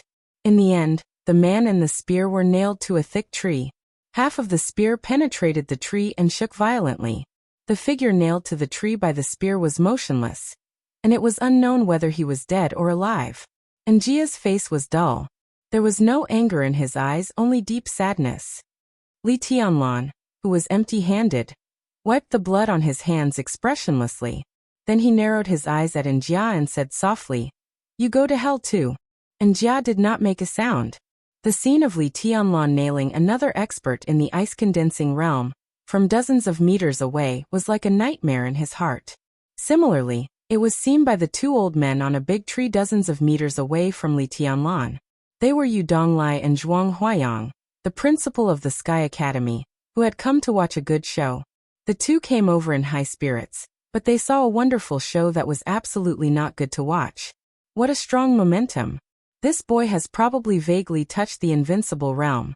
At the very least, it is quite possible for him to enter the thunder-shocking realm before the age of 30. Damn it, I've misjudged him. Old Zhuang, His aptitude is much better than Qin Ke's, isn't it? Yu Donglai was silent for a few seconds and sighed softly. He had regained his composure on the surface, but his heart was already full of stormy waves. He knew Li Tianlan's identity. Li Tianlan had such combat capability, but he had not yet entered the four realms of martial arts. Yu Donglai was sure that there was a special reason for this. How could such a person be a loser? He was simply a monster. Thinking of Li Tianlan's identity and the treason case that was still confusing and full of doubts, Yu Donglai's expression was complicated. With the appearance of this boy, the special warfare system of Zhongzhou State would probably be quite lively in the future, wouldn't it? Chapter 10. And Jia was not afraid of death. If he was afraid of death, it would have been impossible for him to enter the ice-condensing realm in his early 30s with ordinary aptitude. The four realms of martial arts could only be entered by those who were not talented or courageous. And Jia's strength was enough to prove his indomitable passion. So when he saw his brother nailed to the tree by a spear, there was no fear in Jia's heart, only endless sorrow. He didn't even hear Li Tianlan's words. He had subconsciously rushed in the direction of his sworn brother. The killing intent in Li Tianlan's eyes did not diminish. He suddenly reached out and grabbed Jia's neck. The killing intent in his heart surged wildly. He attacked with all his strength. If this claw really fell on Jia, the defenseless Jia would not even have a chance to struggle before he died. Li Tianlan did not move. He stretched out one hand with a cold and violent look. A thin and weak electric arc suddenly lit up in the blink of an eye. Li Tianlan closed one hand and directly tore off Jia's collar from behind. Jia's body was dragged forward 6 or 7 meters by a sudden force. Electric arcs flashed in the air. With Jia as the center, the rainwater within a radius of more than 10 meters shot in all directions. The raindrops were like swords, hitting the surrounding trees. 7 or 8 trees of different thicknesses fell in response. When the raindrops hit the trees, there was a smell of burning charcoal in the air. In Li Tianlan's sight, Jia's body was wrapped in a strong force and was still moving rapidly. In the blink of an eye, he had reached the side of the silver spear dozens of meters away. The air was obviously distorted, and the electric arcs flashed like lightning. The rain in the air poured down like a waterfall. Through the woods and the rain, Li Tianlan vaguely saw a plump and beautiful figure suddenly appear in the air surrounded by electric arcs behind Jia beside the long silver spear dozens of meters away. One of her hands was still holding Jia's arm tightly. A cold and gloomy gaze fell directly on Li Tianlan's face. Li Tianlan took a step forward subconsciously with a cold expression. The demonic sharpness in his eyes almost pierced through the rain and went straight into the other's eyes. The pupils of the woman who suddenly appeared and saved Jia's life suddenly contracted. Among the people present, she was probably the only one who noticed a detail that was easily overlooked. In a situation where she had already displayed her terrifying strength, the moment the new student saw her, his subconscious reaction was not to retreat, but to advance. Behind this intense aggressiveness was an eternally burning desire to fight and a will to attack. Swift and domineering strength, an aura that would rather die than retreat, and a will that was as hard as steel. Such a person was almost flawless in martial arts. No flaws meant invincibility. Could it be that he had already touched the invincible realm? A freshman who seemed to have touched the invincible realm before entering the four realms of martial arts? The woman took a deep breath, and her plump chest rippled in the rain, forming a seductive arc. She ignored Li Tianlan and began to check the condition of the subordinate who was nailed to the tree trunk by the silver spear. Sister Qin, quick save Zhozhou. And Jia, who had been rescued from the brink of death, finally came to his senses and shouted excitedly, "Don't worry, he won't die." Qin Ke said coldly and frowned slightly. Her seemingly delicate palm fell on the body of the silver spear, and she suddenly pulled out the silver spear that was nailed to Zhozhou's abdomen. A large amount of blood gushed out of Zhozhou's abdomen. The silver spear head was strange. When it was suddenly pulled out, an equally strange wound was left on his abdomen. The spear blade was dripping with blood and seemed to have cut off his intestines. There was a flash of killing intent in Qin Ke's eyes. Before she could speak, and Jia had rushed over and sealed the penetrating wound on Zhou abdomen with ice in his hands. Take him to the hospital, Qingke ordered in a cold voice, but her eyes became a little serious. The moment the long spear was in her hand, her palm suddenly sank. The silver spear, which looked light, actually weighed at least 50 kilograms. It could be seen that the freshman not far away was much more powerful than she had imagined. I didn't let them go.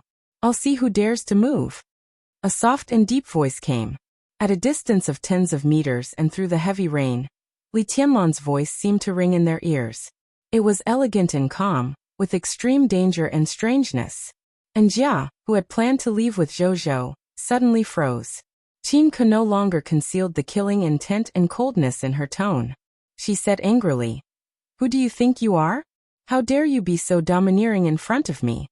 She raised her hand and suddenly exerted force.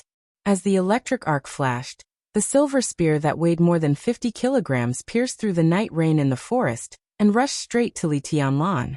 And Jia quickly withdrew from the battlefield with his injured companion on his back. At the same time, Li Tianlan moved forward. Charge! In an instant, the raindrops falling from the sky all tilted toward Qingke with his charge. Li Tianlan's speed seemed to be faster than the silver spear. The distance of tens of meters was quickly shortened. His body and his silver spear seemed to have become a straight line in an instant. The man and the spear were about to collide.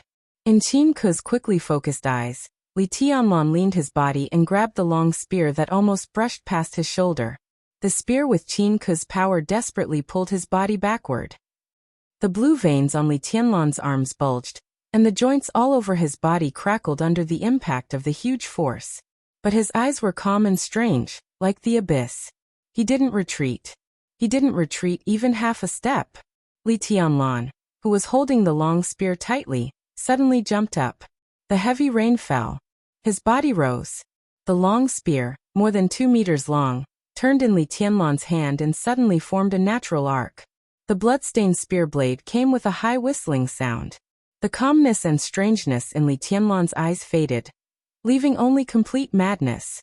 He was a madman who was already invincible in the same realm. Qingke's mind was racing, facing the long spear that was crazily chopping down. She just raised a white and slender palm. At the moment when the spear blade and the palm seemed to touch, Qingke suddenly flicked her fingers. Thunder suddenly sounded between heaven and earth. In the woods in the heavy rain, a bright electric light instantly bloomed between Qingke's fingers. The electric light was bright and dazzling, shooting straight into the sky. In an instant, the electric light seemed to be connected with the lightning between heaven and earth, piercing the ground from the sky. It was magnificent, running through heaven and earth, dazzling, flicking thunder. The silver long spear was negligible in front of the electric light between Qingke's fingers, which seemed to connect heaven and earth. But the tip of the spear was still shaking wildly, desperately pressing down on Qingke's fingers. Qingke, who looked calm and cold, slightly raised her eyebrows and flicked her fingers again. The flesh and blood touched the spear blade, but the sound was like the sound of gold and iron colliding. In the harsh sound, Li Tianlan, who was still in the air, suddenly flew backward. His body hit a thick tree trunk, and he reached out to support himself on the trunk. With the help of the force, Li Tianlan's body rose again. The next second, he was already standing on a treetop that was shaking slightly with the wind and rain. His expression was still cold and condescending. The long spear, more than 2 meters long, was pointing diagonally at Qingke under the tree. Even though he was repelled by 2 flicks of the fingers, his body was still full of a kind of overwhelming aggressiveness and fighting intent. Thundershocking realm? Good move. Li Tianlan's body swayed with the treetop under his feet, but his arm holding the spear was terrifyingly stable. He narrowed his eyes and looked down at Qingke, chuckled, and said in a cold tone. As he spoke, his eyes, nostrils, and mouth, even his ears began to bleed. 7 orifices were bleeding. In the blink of an eye, Li Tianlan had been seriously injured. Qingke lowered her head slightly and calmly rubbed a drop of blood off her fingertip. A drop of blood was all Li Tianlan had achieved just now. You're not bad. You have such strength before entering martial arts. When you enter the thundershocking realm, I'm afraid you'll be invincible under the invincible realm. Qingke raised her head and looked at Li Tianlan, who was bleeding from 7 orifices, and said indifferently. She was telling the truth. With Li Tianlan's strength before entering the 4 realms of martial arts, if he really rushed to the thunder-shocking realm in time, all the people in the same realm as him would be a joke. The potential of this freshman was so amazing that it made her a little flustered. All under the martial arts were non-entities. The correct interpretation of this sentence should be that all under the chi-controlling realm were non-entities. And she was an expert of the thunder-shocking realm. The thunder-shocking realm, which was second only to the invincible realm, was a rare super high-end combat capability for all countries in the world. Not to mention dealing with a non-entity who had never entered martial arts. Even dealing with an expert of the ice-condensing realm, or the fire-flaming realm, was a piece of cake. But now, Li Tianlan, a freshman who had never entered martial arts, made her bleed tonight. What terrifying potential did he have? Although tonight's battle was not the same as a battle of life and death, and she didn't do her best for some special reasons, even so, Li Tianlan's potential was enough to frighten people. He might become the 3rd expert of the invincible realm in the decades since the founding of the Sky Academy. That would be the glory of the entire Sky Academy. Thinking of this, Qingke's eyes softened a little. I'm sure. Li Tianlan looked at Qingke coldly and said in a gloomy tone, if I enter the thunder-shocking realm, you won't even last a minute under my hands. So this is the reason why you came to kill me tonight? In order to pose a greater threat to you. Are you going to kill me in advance? Qingke frowned slightly. She finally realized that something was wrong. Everything tonight seemed to have been misunderstood by Li Tianlan into a big misunderstanding. For her, everything tonight was just a freshman test, but in Li Tianlan's mind, it seemed to have become a vendetta. No wonder he was so ruthless. If she hadn't come in time, neither Zhou nor Njia would have survived tonight. Who wants to kill you? Do you have any enemies outside? Thinking that it was a misunderstanding, Qingke suddenly felt that it was necessary for her to explain clearly. It was a joke to let Li Tianlan, a freshman with infinite potential, mistakenly think that a teacher of the Sky Academy wanted to kill him. Li Tianlan's eyes suddenly narrowed. He looked calm on the surface, but the branch under his feet shook slightly. He lowered his head and slowly wiped the blood from the corner of his mouth. His movements were feminine, covering up the shock in his heart. I'm Qingke, the Deputy Director of the Teaching Office of the Sky Academy. Everything tonight is just a normal freshman test. I mean no harm. This is my work permit. It's up to you to believe it or not. Qingke glanced at Li Tianlan and said again. At the same time, she took out a certificate and threw it to Li Tianlan on the tree. Li Tianlan subconsciously took it and glanced at it. Suddenly, tens of thousands of horses galloped in his heart. It was not a vendetta caused by the exposure of his identity, but a so-called freshman test? So, I was seriously injured, and so was Zhou just now just because of this test? Li Tianlan asked, staring at Qingke with the certificate in his hand. You overreacted. Li Tianlan, you must understand what kind of place the Sky Academy is. Here, no force can bribe a teacher to kill his students. This is the rule. Qingke said coldly. Li Tianlan was silent. Qingke's words really caught him off guard, and he needed time to digest them. After a while, Li Tianlan slowly said, for anyone who may threaten my survival, the only thing I can do is to kill them at all costs. My life is very important, so I have to stay alive. Director Qin, please convey my apologies to Mr. Zhou for what happened tonight. They were wild and unruly, and they were very vigilant. Qingke directly came to these 2 conclusions. Until now, Li Tianlan still did not come down from the tree. Instead, he cautiously kept a distance from her, which showed that he did not fully trust her. Moreover, the explanation he gave was harsh enough. At least when Qingke heard it, she felt a little uncomfortable. Your life is important, but are the lives of the teachers of the Sky Academy not important? Qingke took another deep breath and said in a sarcastic tone. What does it have to do with me whether their lives are important or not? Li Tianlan lowered his eyes and said in a cold tone. You. Qingke flew into a rage, but she forced herself to restrain herself. Indeed, Li Tianlan did not know Zhou at all. Zhou's life and death had nothing to do with him. But was that all? Li Tianlan cherished his life so much. If his brothers and comrades around him were also in a life and death crisis, what choice would he make? Qin Ke took a deep look at Li Tianlan. This problem needed to be slowly observed in the next few years.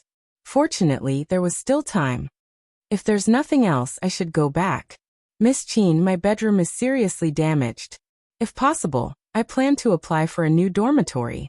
Li Tianlan's tone became calm and gentle again. At this moment, he seemed to put on a harmless mask again. Make do with another room tonight, and I'll change it for you tomorrow, Qin Ke said in a cold tone. The accommodation in the Sky Academy was still very abundant, so it was naturally not a problem to change dormitories. Thank you. Li Tianlan thanked her with a smile and reached out. The long spear pointed at Qin Ke suddenly shrank into a metal tube more than 10 centimeters long, and was put into his sleeve. Qin Ke's eyes moved. She was obviously a little curious about this exquisite, but extremely heavy long spear. She asked casually, "What's the name of this spear?" "It's called Human Emperor." Li Tianlan glanced at Qin Ke and replied in a gentle tone. Human Emperor? Qin Ke raised her eyebrows, and her eyes instantly became extremely strange. Qin Ke raised her eyebrows, and the look in her eyes instantly became extremely strange. Li Tianlan asked in confusion. Do you know the 12 murderous weapons of the Dark World? Do you know the 12 murderous weapons of the Dark World? Qin Ke's expression became more and more strange. It had to be said that she was indeed an extremely beautiful woman. It was just that her usual expression was too cold. When she slightly revealed some human-like expression, it immediately made her charm rise by a few levels. However, after getting to know Qin Weibai, Li Tianlan already had a detached mentality that treated other beauties as fleeting clouds. His heart was as still as water. He shook his head casually and said, "Never heard of her."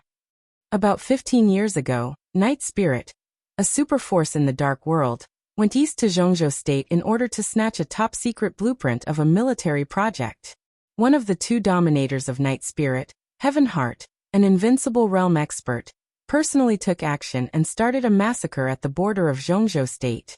A patriarch of a top noble family in Zhongzhou State went to fight. In the end, he killed Tian Xian, an invincible realm expert of Night Spirit. With one shot in the sky 20,000 meters away, Tian Xian was smashed to pieces and no bones were left. Do you know what weapon that patriarch used? Qin Ke asked slowly. Her tone was still cold and indifferent, yet her eyes were suffused with the color of fervor, and it was the adoration and respect towards absolute experts. Didn't you say it yourself? Shoot them with a gun. Li Tianlan was also shocked, but his tone was still steady. Yes, he used a gun, but it was different from your long spear. He used a sniper rifle. Coincidentally, that gun is also called Human Emperor, the first of the 12 murderous weapons of the Dark World. Such an outstanding person, and such a famous gun are worthy of the name Human Emperor. As for you and your weapon, Qin Ke paused and did not continue. Li Tianlan also fell silent, but the Human Emperor that he had put into his sleeve fell into his palm again, and he held it tightly. The heavy rain in the woods continued, and thunder rolled. Pale lightning tore through the sky. Chapter 11.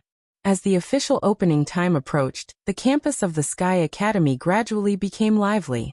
In fact, it was relatively lively. The campus of the Sky Academy was extremely large. It was dozens of kilometers in length from east to west and width from south to north. There were less than 3,000 teachers and students scattered on the vast land. It was not an exaggeration to say that the land was vast but sparsely populated.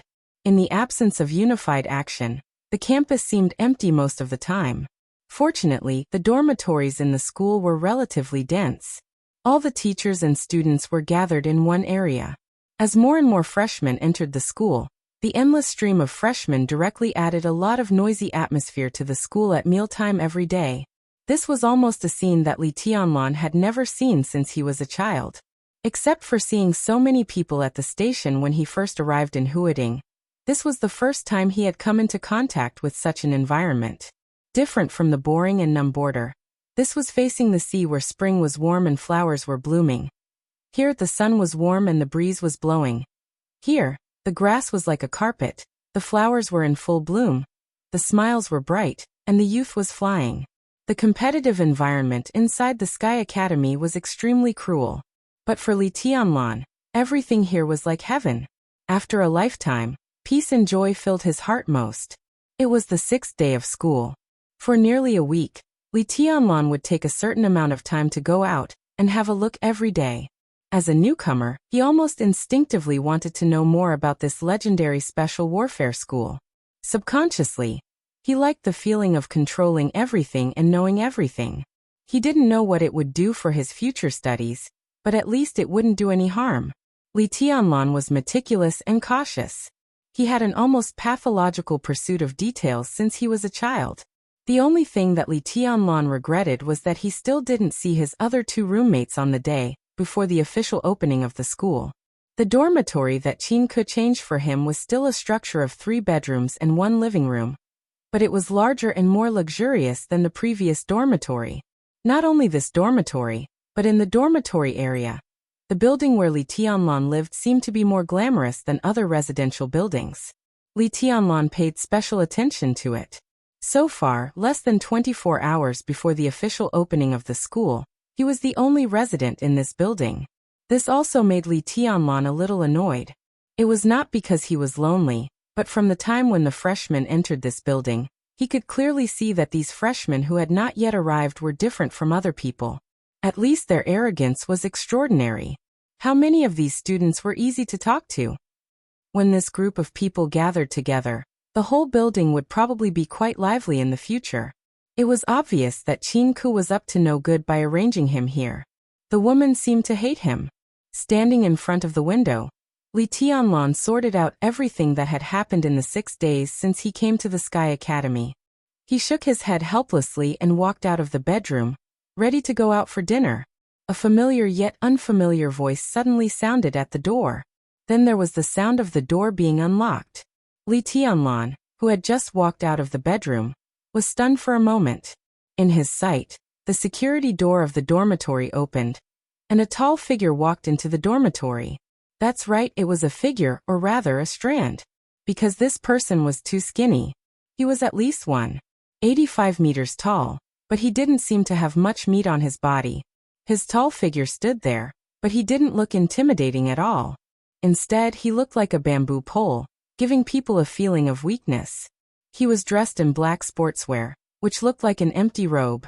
A dark brown wooden box was slung on his back, but his back was so narrow that the long box was shaking. The young man with long hair and a somewhat decadent temperament was stunned when he saw Li Tianlan. Then a smile appeared on his white and thin face. He took the initiative to reach out his hand and said enthusiastically, "Hello, I'm Li Beitian." "I'm Li Tianlan." Li Tianlan reached out his hand and shook hands with him. The man's palm was the same as his body, full of bones. "Li Tianlan? Oh, we're from the same family, brother. We have 2 characters in our names. To tell you the truth, at the beginning of this year, an old Taoist went to my house as a guest and said that I would meet a noble person around the Qingming festival." Damn, the Qingming festival, meet a noble person? At that time, I almost pulled out my sword and killed the whole family of that old bastard. Isn't that a curse? I believe it when I see you. Let's not talk about noble person first. Just based on your name, I know that we're destined to meet. I knew we were fated to meet. Hey, should I change my name? My name is Li Tianbai. If we go out like this, will people think that we're brothers? Forget it, the name Li Tianbai is too ugly. How domineering is Li Beitian? What do you think? How about you change your name to Li Lantian? That's better. Li Beitian grabbed Li Tianlan's hand and shook it hard. The smile on his thin face was bright, and he talked nonstop. Li Tianlan's expression was stiff. It was the first time in his life that he had seen such a super familiar person. It was quite an eye-opener. However, this kind of familiar character was much easier to accept than the arrogant character he had expected. The corner of his mouth moved, and he laughed dryly. There's no need to change my name. Even if I don't change my name, we're destined to meet. Besides, Li Tianlan hesitated, but in the end he couldn't turn a blind eye to such an obvious point. He directly complained. Besides, if I change my name to Li Lantian, what kind of heaven will you worship? Well, that makes sense. Li Beitian pondered for a while and nodded in agreement. If you change your name, I'll become a joke. Where's my room? Li Tianlan could barely keep up with this kind of jumping thinking. He pointed to the other 2 rooms and said, there are only the 2 of us here now. You can choose any of the other 2 rooms. Li Beitian was really casual. He dragged his body, which was estimated to be about 50 kilograms at most, into the room closest to him. He put the long box on his back on the bed, and threw away the weekly diary in his hand. Without even looking at the student code of conduct on the bed, he smiled casually and said, Brother, want to have a meal together? When I came here, I saw that there are many restaurants in this shabby place. You came earlier than me. Do you have any good places to recommend? I'll treat you. If you want to go to a restaurant after school starts tomorrow, you'll have to pay credits. I won't be able to afford it then. I'll go to the nearest one.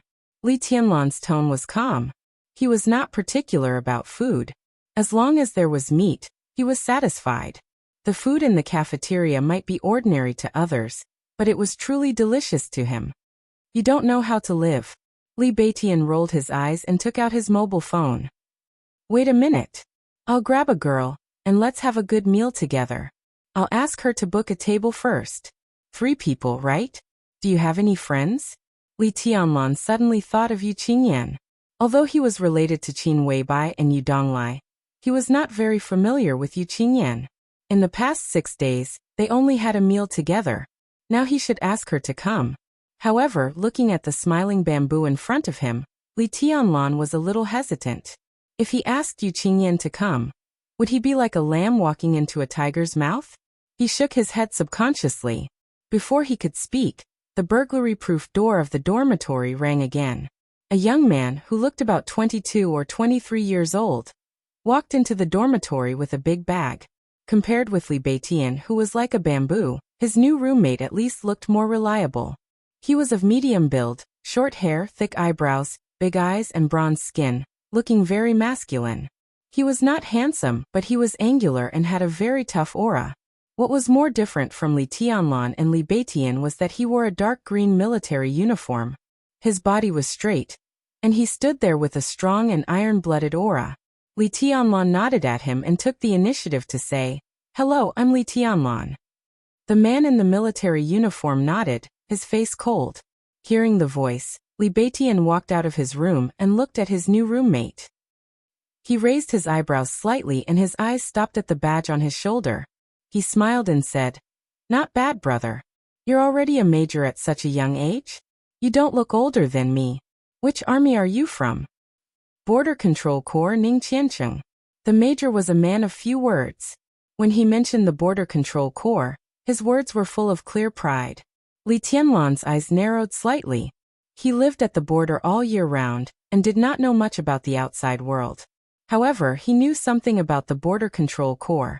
The full name of the Border Control Corps was the Border Praetorian Corps of Zhongzhou State. It was responsible for setting up defenses and guarding the borders of the entire Zhongzhou State. It had a total of nearly 600,000 soldiers, and could be said to be the most elite large army in the entire Zhongzhou State. Its combat effectiveness was well-deserved.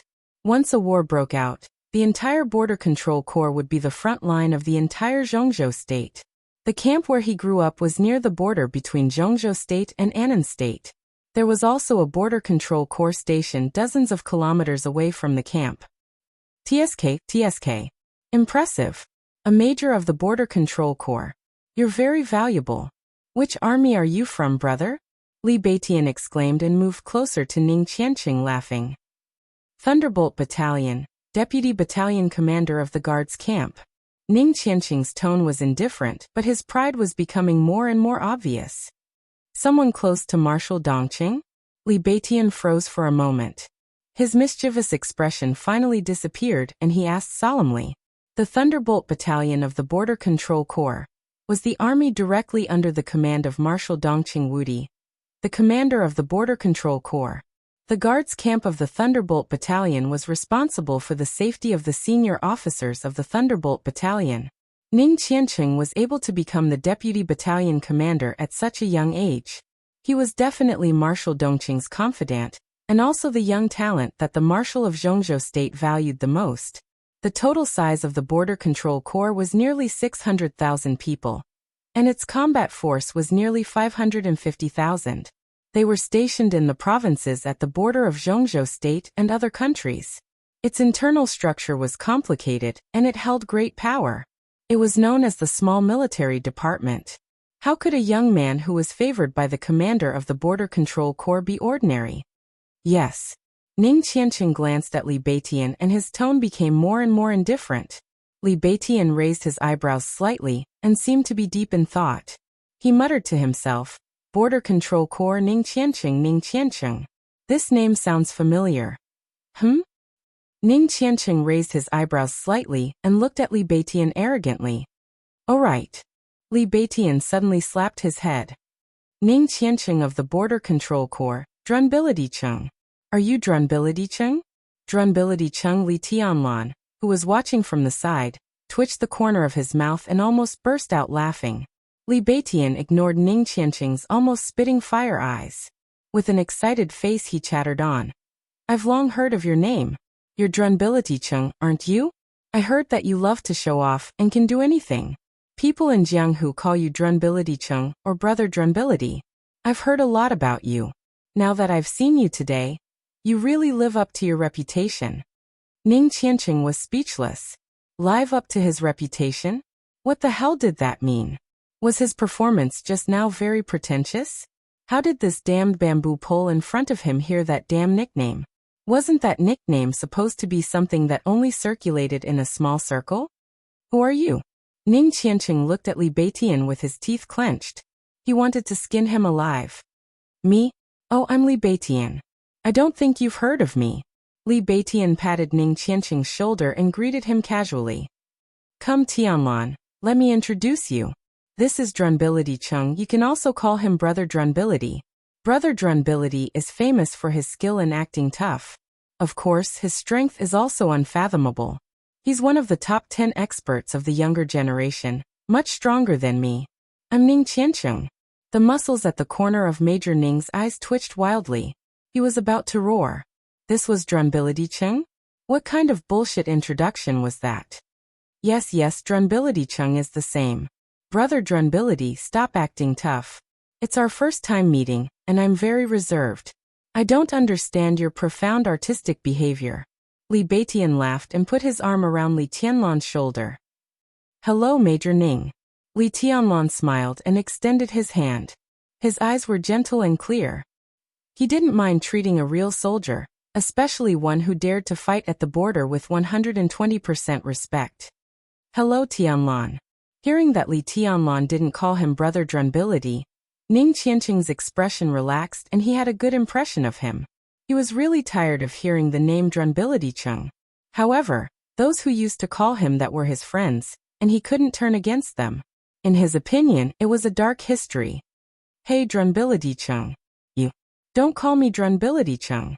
Okay, Brother Drunbility. Don't call me Brother Drunbility. I'm not your brother. Li Tianlan smiled and shook his head. He didn't move, but he felt his phone vibrate slightly in his pocket. He took out his phone and opened it. On the screen, a photo of him and Qin Weibai snuggling together and hooking fingers appeared.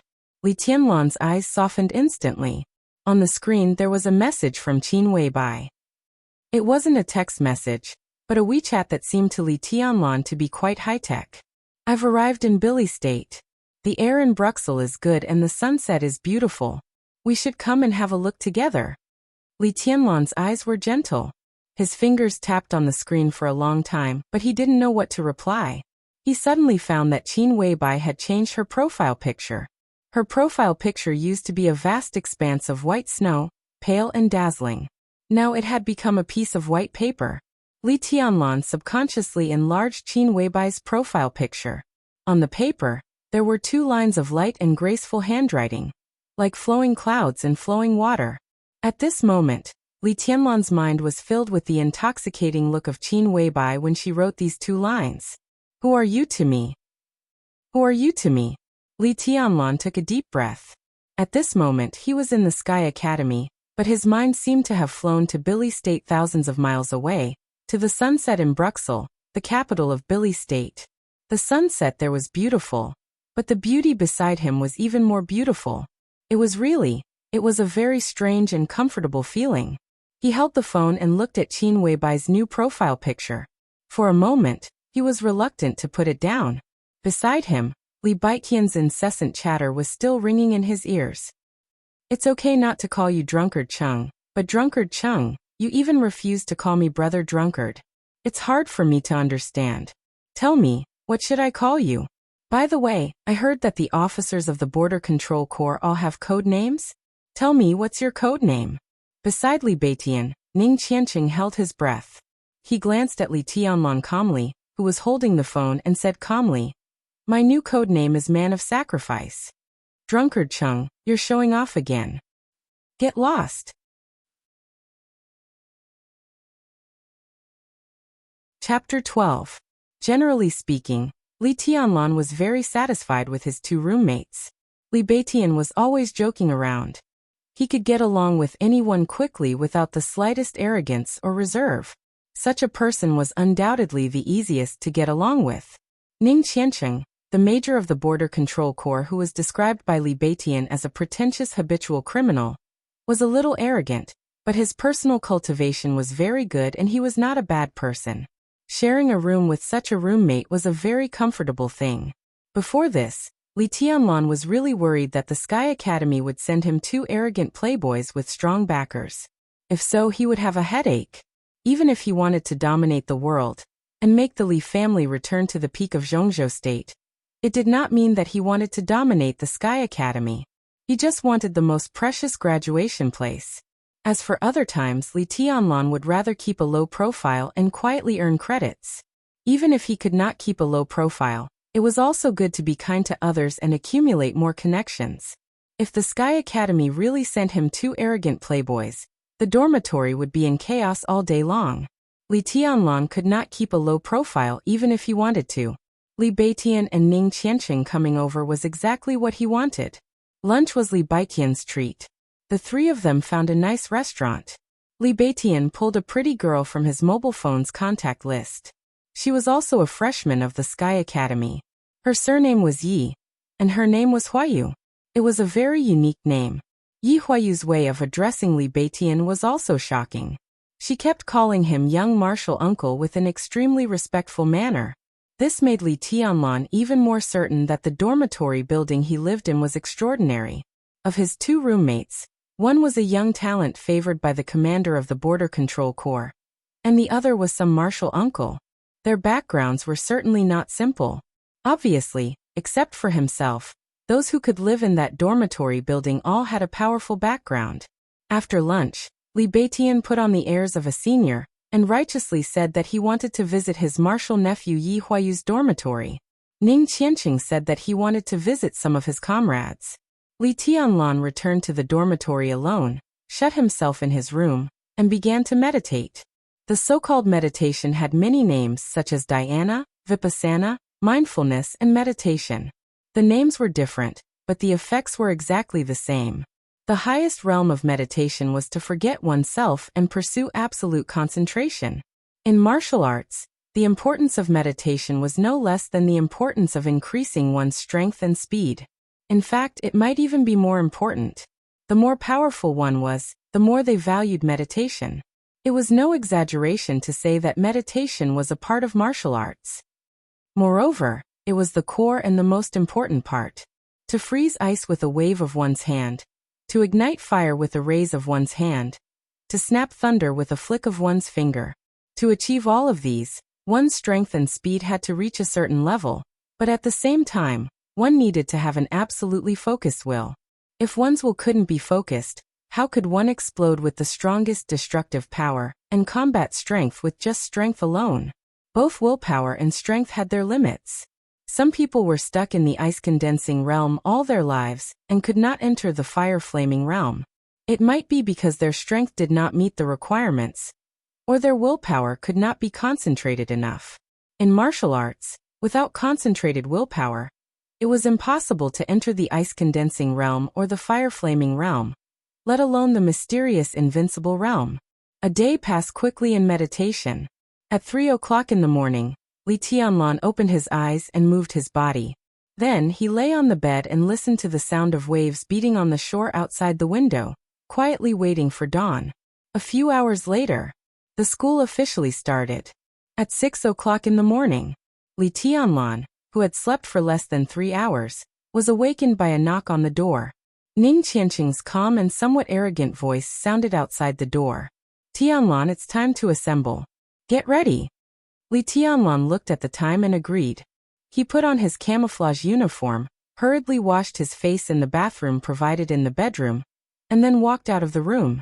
At 6:40, all the freshmen of the Sky Academy had to assemble in the entrance square not far from the dormitory area, and then participate in the first entrance maneuver of the Sky Academy.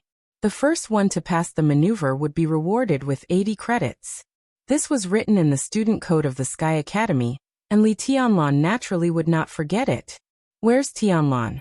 Zhuoqing, wake Tianlan up quickly. It's time to assemble. Li Tianlan poured a glass of water in the living room. As soon as he took a sip, Li Baiqian's hurried voice sounded from the porch. With the sound of the door closing, Li Baiqian's figure directly appeared in the living room. You didn't come back last night?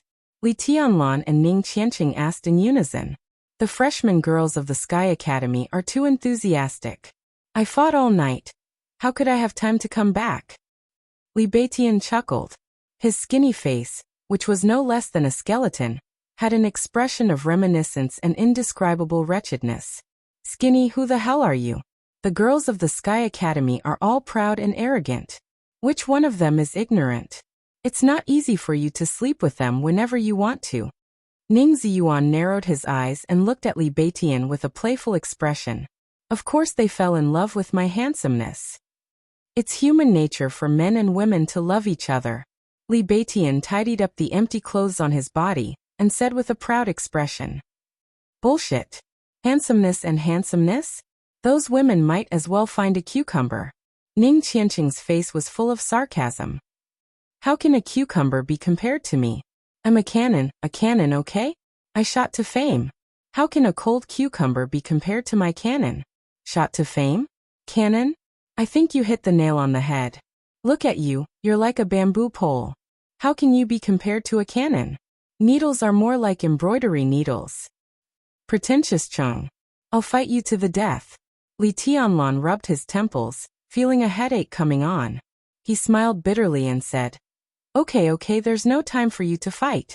It's time to go. Li Baiqian and Ning Qianqing snorted at the same time.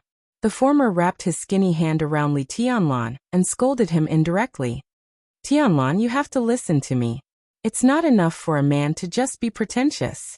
Yesterday, I inspected the girls' dormitory and found that the quality of the girls this year is quite good. Come with me another day, and I'll introduce you to a few. I guarantee you'll be comfortable. Ning Qianqing clenched his teeth and glared at Li Baiqian without saying a word.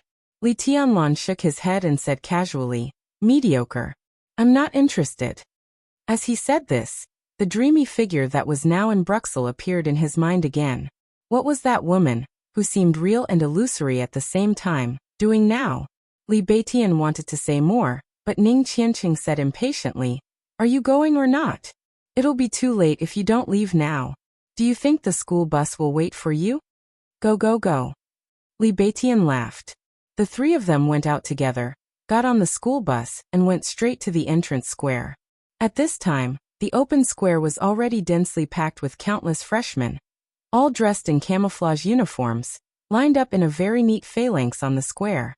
Li Tianlan and his two roommates arrived at the square at the same time, and stood at the back of the crowd. Right in front of the square was an exquisite rostrum. At this time, a row of tables and chairs had been placed on the 3-meter-high rostrum.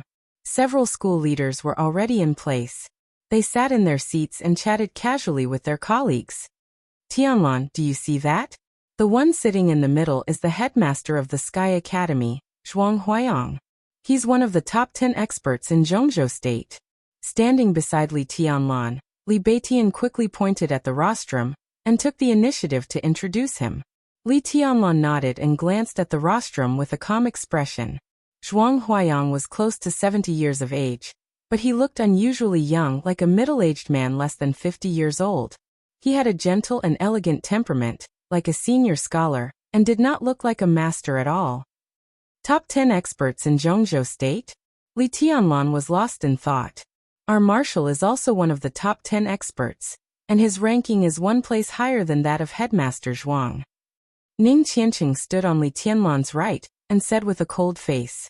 Li Beitian seemed to dislike Ning Qianqing and said mercilessly, "Why don't you say 10 years ago? 10 years ago, your marshal was not on the list." A real man doesn't boast about his past achievements. Ning Qianqing snorted. Li Beitian shook his head and patted Li Tianlan on the shoulder. "Ignore this pretentious guy. Look at the old lady in red on the left of the headmaster. She's the director of teaching of the Sky Academy, Gu Yunxia. People call her the old witch in Jianghu. She has a strong background and is a ruthless person. Don't offend her." Li Tianlan nodded again. The beauty on the right of the headmaster is the headmaster's granddaughter. She takes her mother's surname and is called Qin Ke. She's the deputy director of teaching, and also a famous top genius in Zhongzhou State. She's one of the youngest thunder-shocking realm experts. Isn't she fierce? Mediocre. Li Tianlan looked disdainful. Li Beitian was silent for a while, and then glared at Ning Qianqing. Then he turned his head and said seriously, "Stay away from pretentious town in the future. Look, it's only been a day and you're already pretentious." Ahem. A clear cough suddenly sounded from the rostrum in front of them. There was no sound or microphone. The seemingly casual cough came clearly from the air, and vibrated in all directions, as if it was ringing in everyone's ears. All the freshmen under the rostrum suddenly stopped talking. An old lady dressed in red had left her seat, and was standing on the rostrum at some point in time. She was about 50 years old and had a short stature. However, her entire body exuded a sharp and fierce aura. Her figure was ordinary and even a little shriveled. Her face also had some natural wrinkles from the passage of time. She stood on the rostrum and glanced around with a cold gaze. Everyone immediately straightened their bodies subconsciously. "Hello, students. I'm Gu Yunxia, the director of teaching of the Sky Academy." Gu Yunxia seemed to be very satisfied with the reaction of the freshmen under the rostrum. She raised the corner of her mouth and revealed a smile. But because of her appearance, her smile looked unusually mean and bitter. Li Tianlan quietly looked at Gu Yunxia, who was being carried up. From the first time he saw her, he disliked the director of teaching of the Sky Academy. It was not because of her ugly appearance and skinny figure, but because of an inexplicable feeling. Li Tianlan always felt that Director Gu was too cold, like a poisonous snake, and was not a kind person. Now when he saw her somewhat twisted smile, he felt even more disgusted in his heart. First of all, welcome to the Sky Academy. I hope that from the first day you enter the school, you can take this place as your pride and glory. On the rostrum, Gu Yunxia's voice spread to the whole audience and could be heard clearly. The Sky Academy is the earliest special warfare academy in Zhongzhou State, and the most legendary special warfare academy in Zhongzhou State. Over the past decades, the Sky Academy has produced hundreds of generals, countless senior agents, and several giants of the dark world. The glory of this special warfare academy may not be known to all, but its influence is everywhere. It has the power to influence the pattern of the Imperial Special Warfare System, and the ability to change the fate of every freshman. Gu Yunxia paused and her smile faded. She continued, "I can't know all of you, but I know where you come from. Some of you come from the military. Some are the elites of the Special Warfare System, and some are the inheritors of various sects among the people. There are iron-blooded soldiers, excellent agents, children of generals and commoners. But I can tell you for sure that no matter where you come from, you will gain something when you come to the Sky Academy. Every teacher of the Sky Academy is willing to do their best to help you and make you the backbone of the Imperial Special Warfare System. Here is the best growing environment and the cruelest competitive atmosphere. From today on, in the next 3 years, you will constantly encounter the test of blood, pain, and even death. The Sky Academy is a place of the strong, not a place for the weak to survive. So please remember the motto of the Sky Academy. Go forward with indomitable will. Tell me, are you afraid of death? After a short silence, a tsunami of voices suddenly broke out on the entrance square, neat in uniform, shaking the sky. Go forward with indomitable will. Everyone tried their best to roar these 4 words. Everyone's face was red and their blood was boiling. It was not because of Gu Yunxia's admonition, but because of the motto of the Sky Academy. It was because of these 4 words. Go forward with indomitable will. These 4 words were the true portrayal of the Sky Academy for decades. Countless thrilling stories and countless legends who turned the tide added innumerable glory to the Special Warfare Academy. Some people roared and went forward with indomitable will to die. Some people laughed wildly and fought to the death without retreating. Some people silently went forward with indomitable will to protect. The history of the Sky Academy's development was paved with the blood and flesh of heroes, so it was glorious and radiant. Very good. On the rostrum, Gu Yunxia nodded and said with a smile, I'm willing to go with you all the way. I hope you all become the pillars of the country, the pride of the Sky Academy and the entire Zhongzhou State Special Warfare System, not a shame. The audience was quiet again. Only Gu Yunxia's excited and shrill voice echoed in the square. The Sky Academy has been established for decades and has countless honors, but there is only one shame. Here I want to mention a name that disgusts me and everyone. Behind Gu Yunxia, the other school leaders' expressions changed obviously. Headmaster Zhuang Huayang also lowered his eyes. His name is Li Kuangtu. Gu Yunxia looked around and her tone became sharper and harsher. The shame of Zhongzhou State, the shame of the Sky Academy. Perhaps many students have heard of the name of this traitor. He used to be the most dazzling genius of Zhongzhou State, and entered the invincible realm at the age of 35. But when everyone was optimistic about him, this damn traitor chose to betray. He colluded with the Night Spirit organization and betrayed Zhongzhou State, which directly led to the annihilation of the 120,000 most elite troops of Zhongzhou State. Such a scum, it's simply intolerable that he doesn't die. And this bastard who betrayed Zhongzhou State is a graduate of the Sky Academy. He shamed the whole academy and made everyone feel disgusted. Even if he dies, he can't atone for his sins. This kind of trash that even wild dogs don't want to look at has covered nearly half of the glory of the Sky Academy. He died miserably, but he deserved it. But his disgusting and shameless behavior should be engraved on the pillar of shame of the Sky Academy, forever to warn all the latecomers. Because of such a bastard, our Sky Academy has been unable to lift our heads for many years. Bastard, scum, trash bastard. At the opening ceremony of the Sky Academy, the appearance of these words was simply unbearable to look at. But almost all the freshmen ignored Gu Yunxia's words, and the crowd was agitated. Damn Li Kuangtu. No, it's too easy for him to die. The 120,000 troops were annihilated. Is it enough for him to die? The national strength of Zhongzhou State has declined in recent years because there are too many such bastards. Li Kuangtu, I wish you can't rest in peace after your death. May your whole family die, damn it. It seemed that every corner of the square was echoing with curses. Gu Yunxia stood on the rostrum, squinting, but there was a trace of cold mockery in the depths of her eyes. In the whole square, perhaps only Li Tianlan's behavior was different from others. Others were either silent or cursing. But Li Tianlan was laughing. He was laughing silently, but the corners of his mouth were curling up. His body was trembling, and so was the corner of his mouth. Everyone could see how humiliated and indignant he was under his smile. But he was still laughing, laughing with all his strength. No one knew that it was Li Kuangtu, who was being cursed by everyone. The traitor who had been dead for many years. It was his father. A trace of red blood flowed from the corner of his mouth. Li Tianlan gritted his teeth and took a deep look at Gu Yunxia on the rostrum. He silently lowered his head and wiped the blood from the corners of his mouth. However, in his heart, there was a clear voice rumbling incessantly agitated. Wait and see. Chapter 13. Li Beitian was the first to notice Li Tianlan's abnormality. Recovering from his thoughts, he turned his head and subconsciously glanced at Li Tianlan. just in time to see Li Tianlan lowering his head and wiping the blood from the corner of his mouth. Li Beitian was shocked and frowned. He asked in a deep voice, "Tianlan, what's wrong? Are you hurt?" Although he didn't know Li Tianlan's specific origin, he knew the origin of most of the freshmen here. The atmosphere of competition inside the Sky Academy was fierce, but it was also not easy to get a place to study here.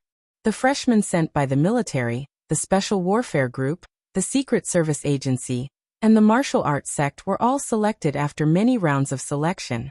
Many selections were fought from the beginning to the end, and the winner was king. Some people obviously won the final victory, but because they were too seriously injured, they missed the entrance time of the Sky Academy. These people were undoubtedly the unluckiest. There were also some people who could barely get up, but they came to the Sky Academy with serious injuries. These people were not very lucky, because the first day of registration was the beginning of the first maneuver. How good could they get with serious injuries? One step behind could lead to the situation of falling behind step by step. If Li Tianlan was in such a situation, it was simply terrible. It's a small problem. It doesn't matter. Li Tianlan rubbed the corner of his mouth hard, suppressed all the negative emotions in his heart, and tightly pursed his lips with a smile. Of course, his injury did not come from the internal competition, but from the fight with Qin Ku on the first day of the school. In the following days he had stabilized his injury, but because of the agitation just now, the serious injury showed signs of relapse. Thinking, Li Tianlan subconsciously glanced at the rostrum again.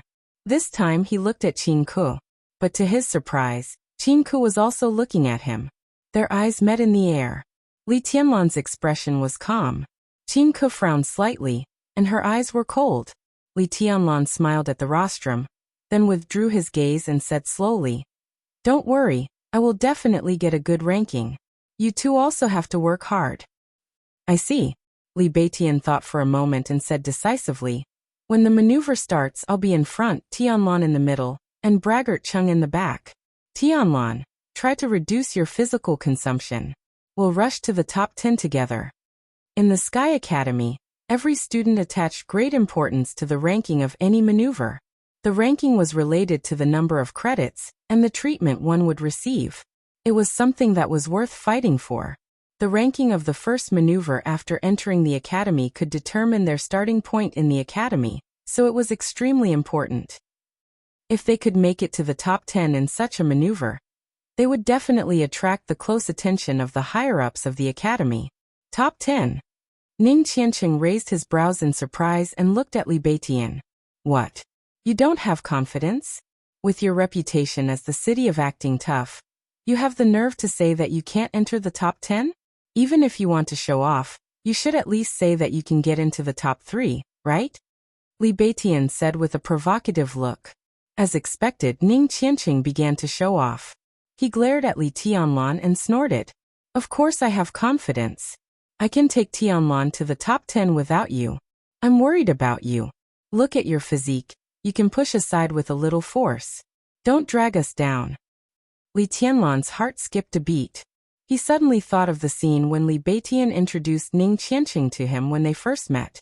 He automatically ignored the introduction of Ning Qianqing's skill in showing off. What impressed him most was that Li Beitian introduced Ning Qianqing as one of the top 10 experts of the young generation. The top 10 experts of the young generation might become the top 10 experts of Zhongzhou State many years later. Such a young talent was outstanding in both potential and strength. As long as he was not too unlucky, it was absolutely no problem for him to rush to the top 10.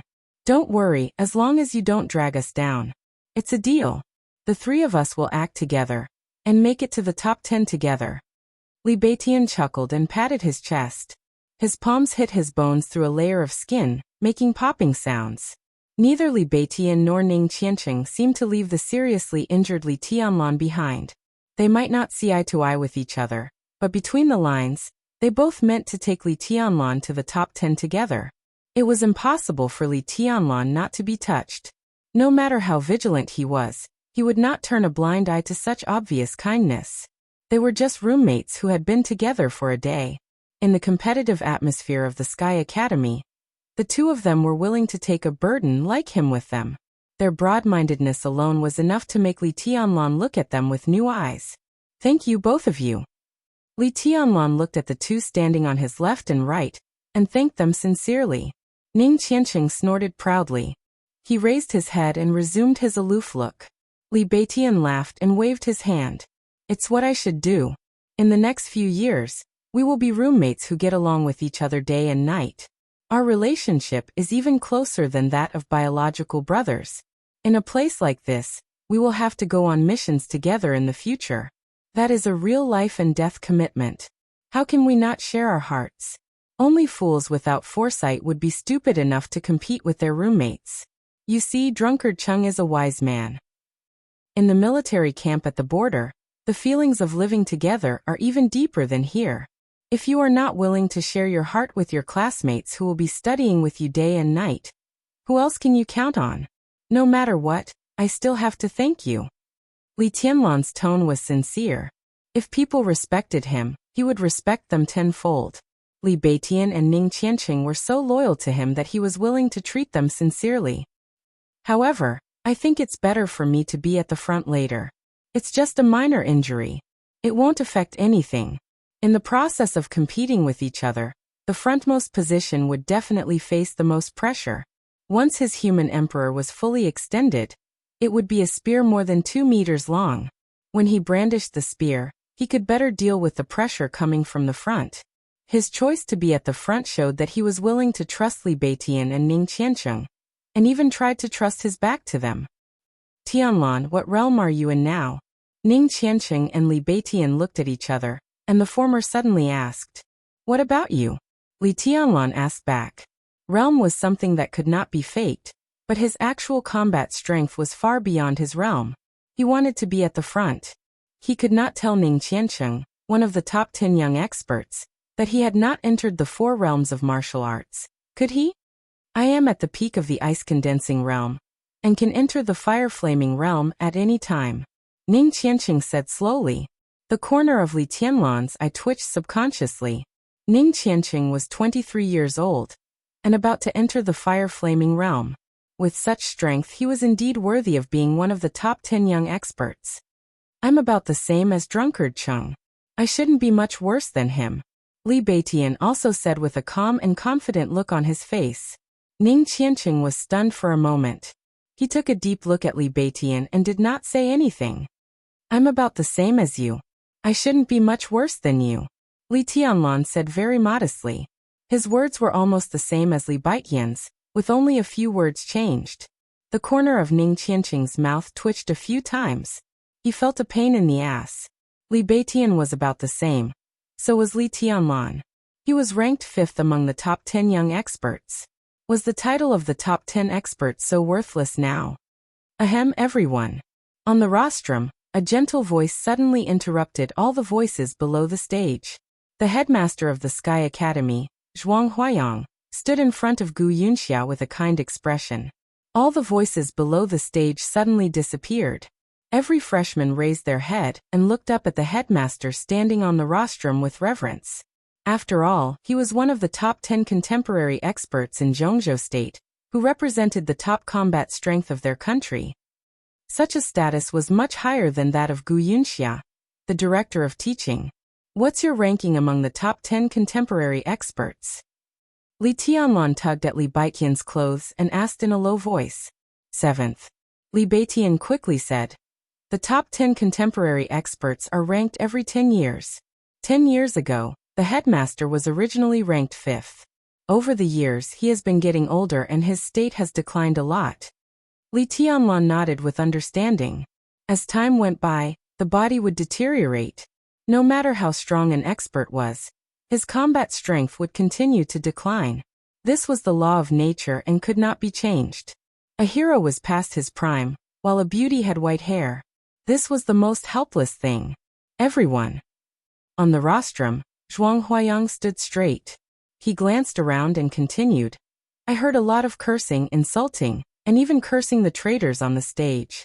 All of you are the future pillars of our country. I understand your hatred for the traitors. But I also want to remind you that cursing cannot show that you are very patriotic. No words can express our love for our country. Patriotism requires practical actions. Only voices without actions are nationalistic. Don't you think so? The audience became even more silent. Standing behind Zhuang Huayang, Gu Yinxia's face changed slightly. I've been the headmaster of the Sky Academy for nearly 20 years. I came here after the case of treason happened. Over the years, I've sent away many graduates of the Sky Academy one after another. I've seen them bring honor to the Sky Academy and the special warfare system of Zhongzhou State. I've seen their blood and bodies fall on the road to the strength of our country. This is the pride of the Sky Academy and Zhongzhou State. Zhuang Huayang's voice was low and gentle, but with an unquestionable majesty. Yes, I admit that the treason case was indeed a stain on the Sky Academy, even a shame. But shame can't cover up our glory. The treason case has long been a thing of the past.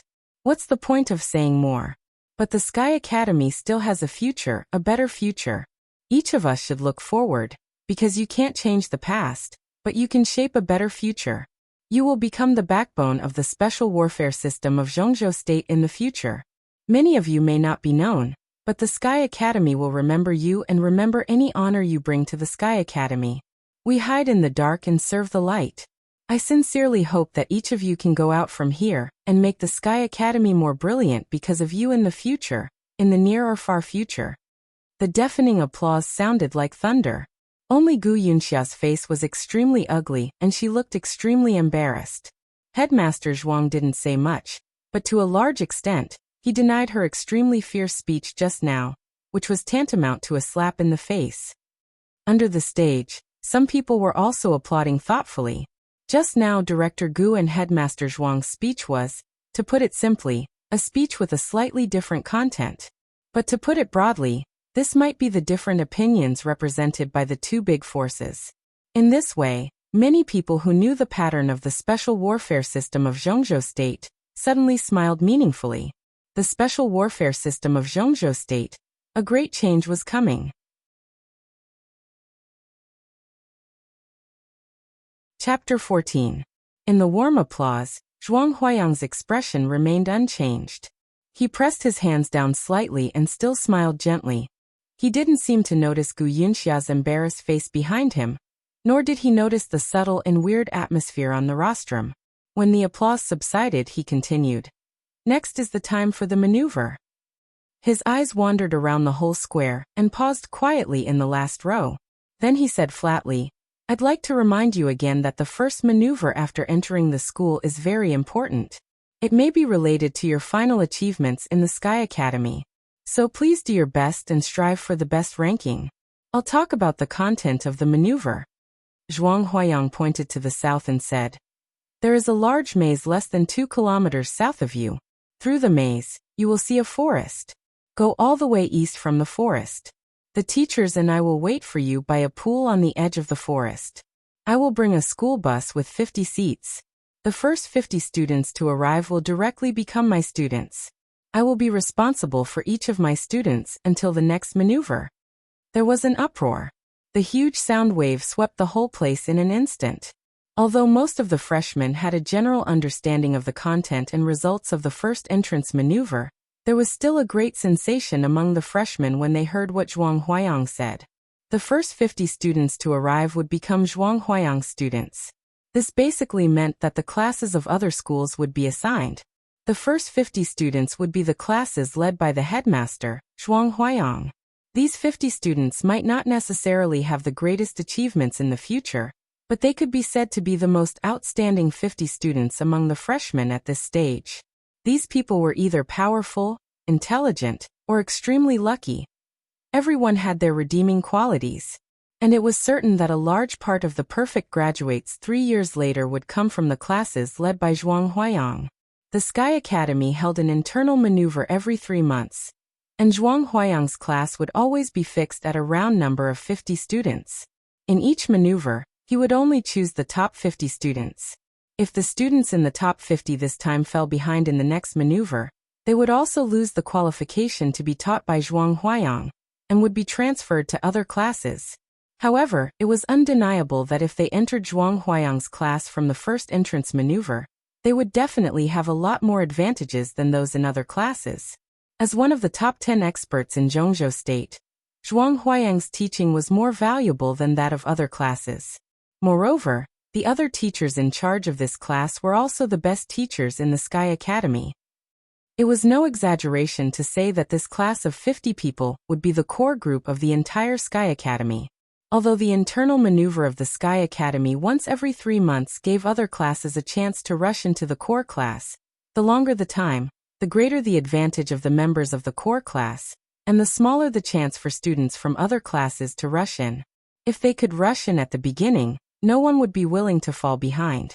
The sounds of discussion grew louder and louder, and the eyes of every new student became incomparably fiery.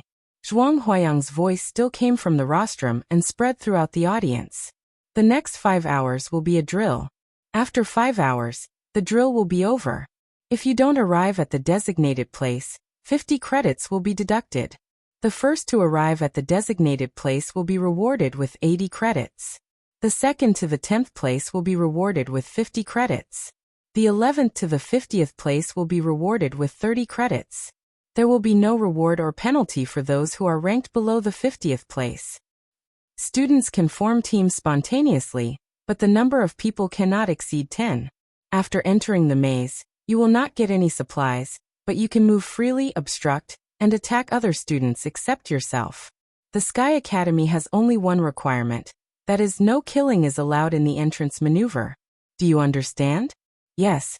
The response of the freshmen below the rostrum was still loud, but this time, everyone's expression was different. Damn it, this old guy is really ruthless. He only said that no killing is allowed, so is it not against the rules to cut off the other's arms and legs?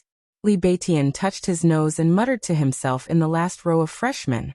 Li Tianlan smiled, and his eyes were thoughtful. He had to admit that there was a lot of information in Zhuang Huayang's words. Not to mention the vagueness of the only requirement that Li Beitian complained about, nor the temptation of the core class and the credit reward. Just the sentence that they could move freely, obstruct, and attack other students except themselves was enough to make people vigilant.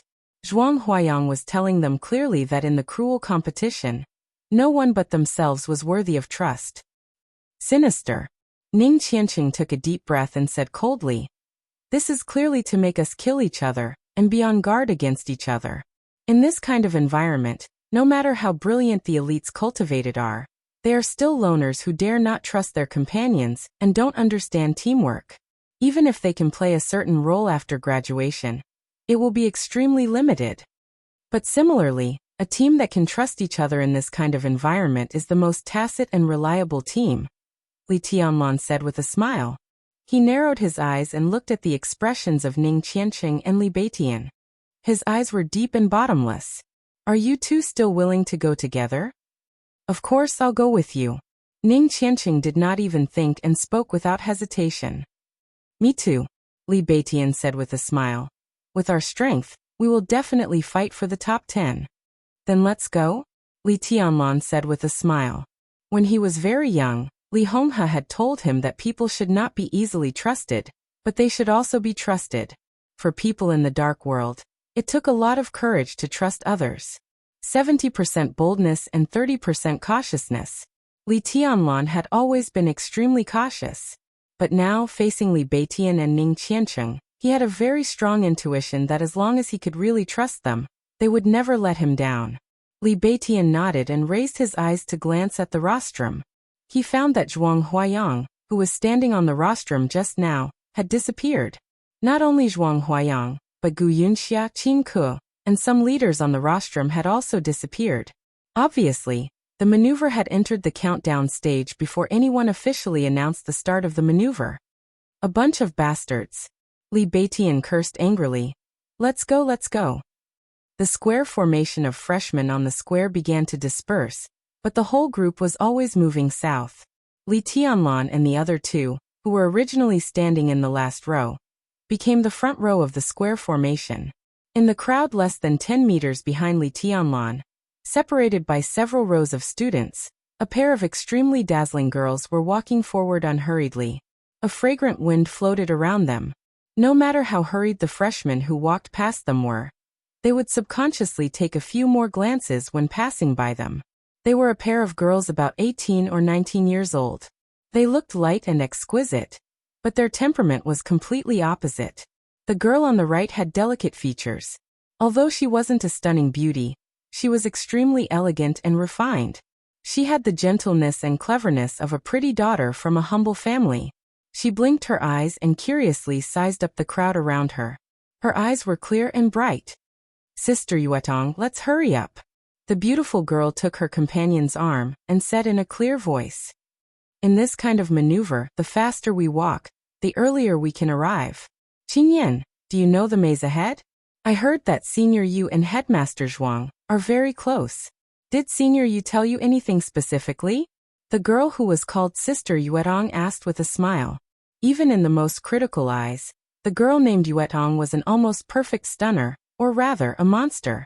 She was undoubtedly beautiful to the extreme. This kind of beauty was ostentatious and presumptuous, with an extremely strong aggressiveness. Every casual move of hers was able to firmly grab everyone's attention. Her temperament was very pure, but there was a very faint but not negligible enchanting charm in it. She walked forward unhurriedly, like an elf, but more like a goblin. Imperceptibly, she seemed to have become the center of the nearby world. At this moment, the smile on her perfect face was light, not to mention the other students nearby. Even Yu Qingyan, who was a woman, was a little dazzled. "Sister Yuetong, you are so beautiful." Yu Qingyan grasped Wang Yuetong's arm and subconsciously praised. "Little flatterer, don't change the subject." Wang Yuetong pursed her lips and smiled. She patted Yu Qingyan's head and became more lively. "No, I didn't." Yu Qingyan shook her head honestly and said quietly, "Grandpa didn't say much to me. He said that I should observe more and learn more." She paused and didn't go on. In fact, Yu Donglai also told her to contact Brother Li more in the future. But this sentence had nothing to do with the maze in front of them. Wang Yuetong's eyes were sparkling, and she became more enchanting and even enchanting. She said, "Then you should observe carefully. Do you think this maneuver is very simple? Look, the more you walk in the front and enter the maze first, the worse the result is likely to be. So don't worry, it's best for us to enter the maze at the end." "Ah." Yu Qingyan looked at Wang Yuetong blankly and adorably. Wang Yuetong smiled without saying a word and continued to move forward. Her beautiful eyes casually glanced at the group of people walking in the front, who might also be the most unlucky.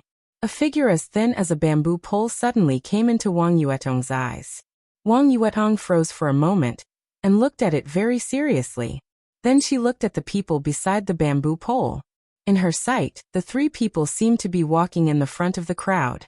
The bamboo pole stood on the left, and another familiar figure stood on the right. Between the two, a figure who didn't look outstanding and tall walked slowly and firmly. "Hey, it's Brother Li." Yu Qingyan looked in the direction of Wang Yuetong and suddenly smiled in surprise. "Brother Li? Do you know him?" Wang Yuetong remained calm and chuckled. "Yes, Brother Li. Grandpa asked me to keep in touch with him." "Sister Yuetong, do you know him too?" Yu Qingyan nodded and said innocently, "I don't know him, but I know the two people beside him. Brother Li doesn't look simple since he can make two of the top 10 experts of the young generation walk willingly on his left and right sides." Wang Yuetong's smile became more and more obvious, and two clear dimples appeared on her cheeks. She was as beautiful as the most beautiful scenery in the Sky Academy. "Let's go and have a look." Wang Yuetong pulled Yu Qingyan's hand and quickened her pace. The distance between them was getting closer and closer. Li Baitian's exaggerated laughter sounded in her ears, sounding extremely heroic. "Who dares to stop me? I'll cut off his head with my sword." "Tianlan, what weapon do you use? Unarmed? Or you don't have a suitable weapon? I'll give you one. Don't stand on ceremony. Tell me, what do you like?" "Pretentious Chung uses a sword. I also use a sword. Why don't you use a sword too? 3 swordsmen, aren't they fierce? 3B asterisk cheese, aren't they even fiercer? Ha ha ha." Wang Yuetong's expression was strange. Yu Qingyan looked at the bamboo pole in front of her with some astonishment. Li Tianlan's gentle and indifferent voice sounded in front of her. "I have my own weapon." "What weapon? Show me." Li Beitian asked casually. Don't hide it. Anyway, you'll show it later. Show me your weapon. The corner of Wang Yuetong's beautiful mouth twitched, and she subconsciously gritted her teeth. I'm not hiding it. I just put it away so that I can carry it, Li Tianlan said with a smile. He shook his arm, and a silver metal pole appeared directly in his hand. Under Wang Yuetong's curious gaze, Li Tianlan waved one hand. There seemed to be wind and thunder roaring in the air. The metal pole, which was perfectly grasped by one hand, suddenly stretched out, pierced the air in front of it, and turned into a silver spear more than 2 meters long. The sharp blades on both sides of the spear had expanded to the left and right sides. The whole spear was flowing with silver light, looking extremely mighty and domineering. Wang Yuetong's limpid eyes were full of extraordinary splendor. Not only her, but all the freshmen who saw this scene nearby also had their eyes lit up. Damn it.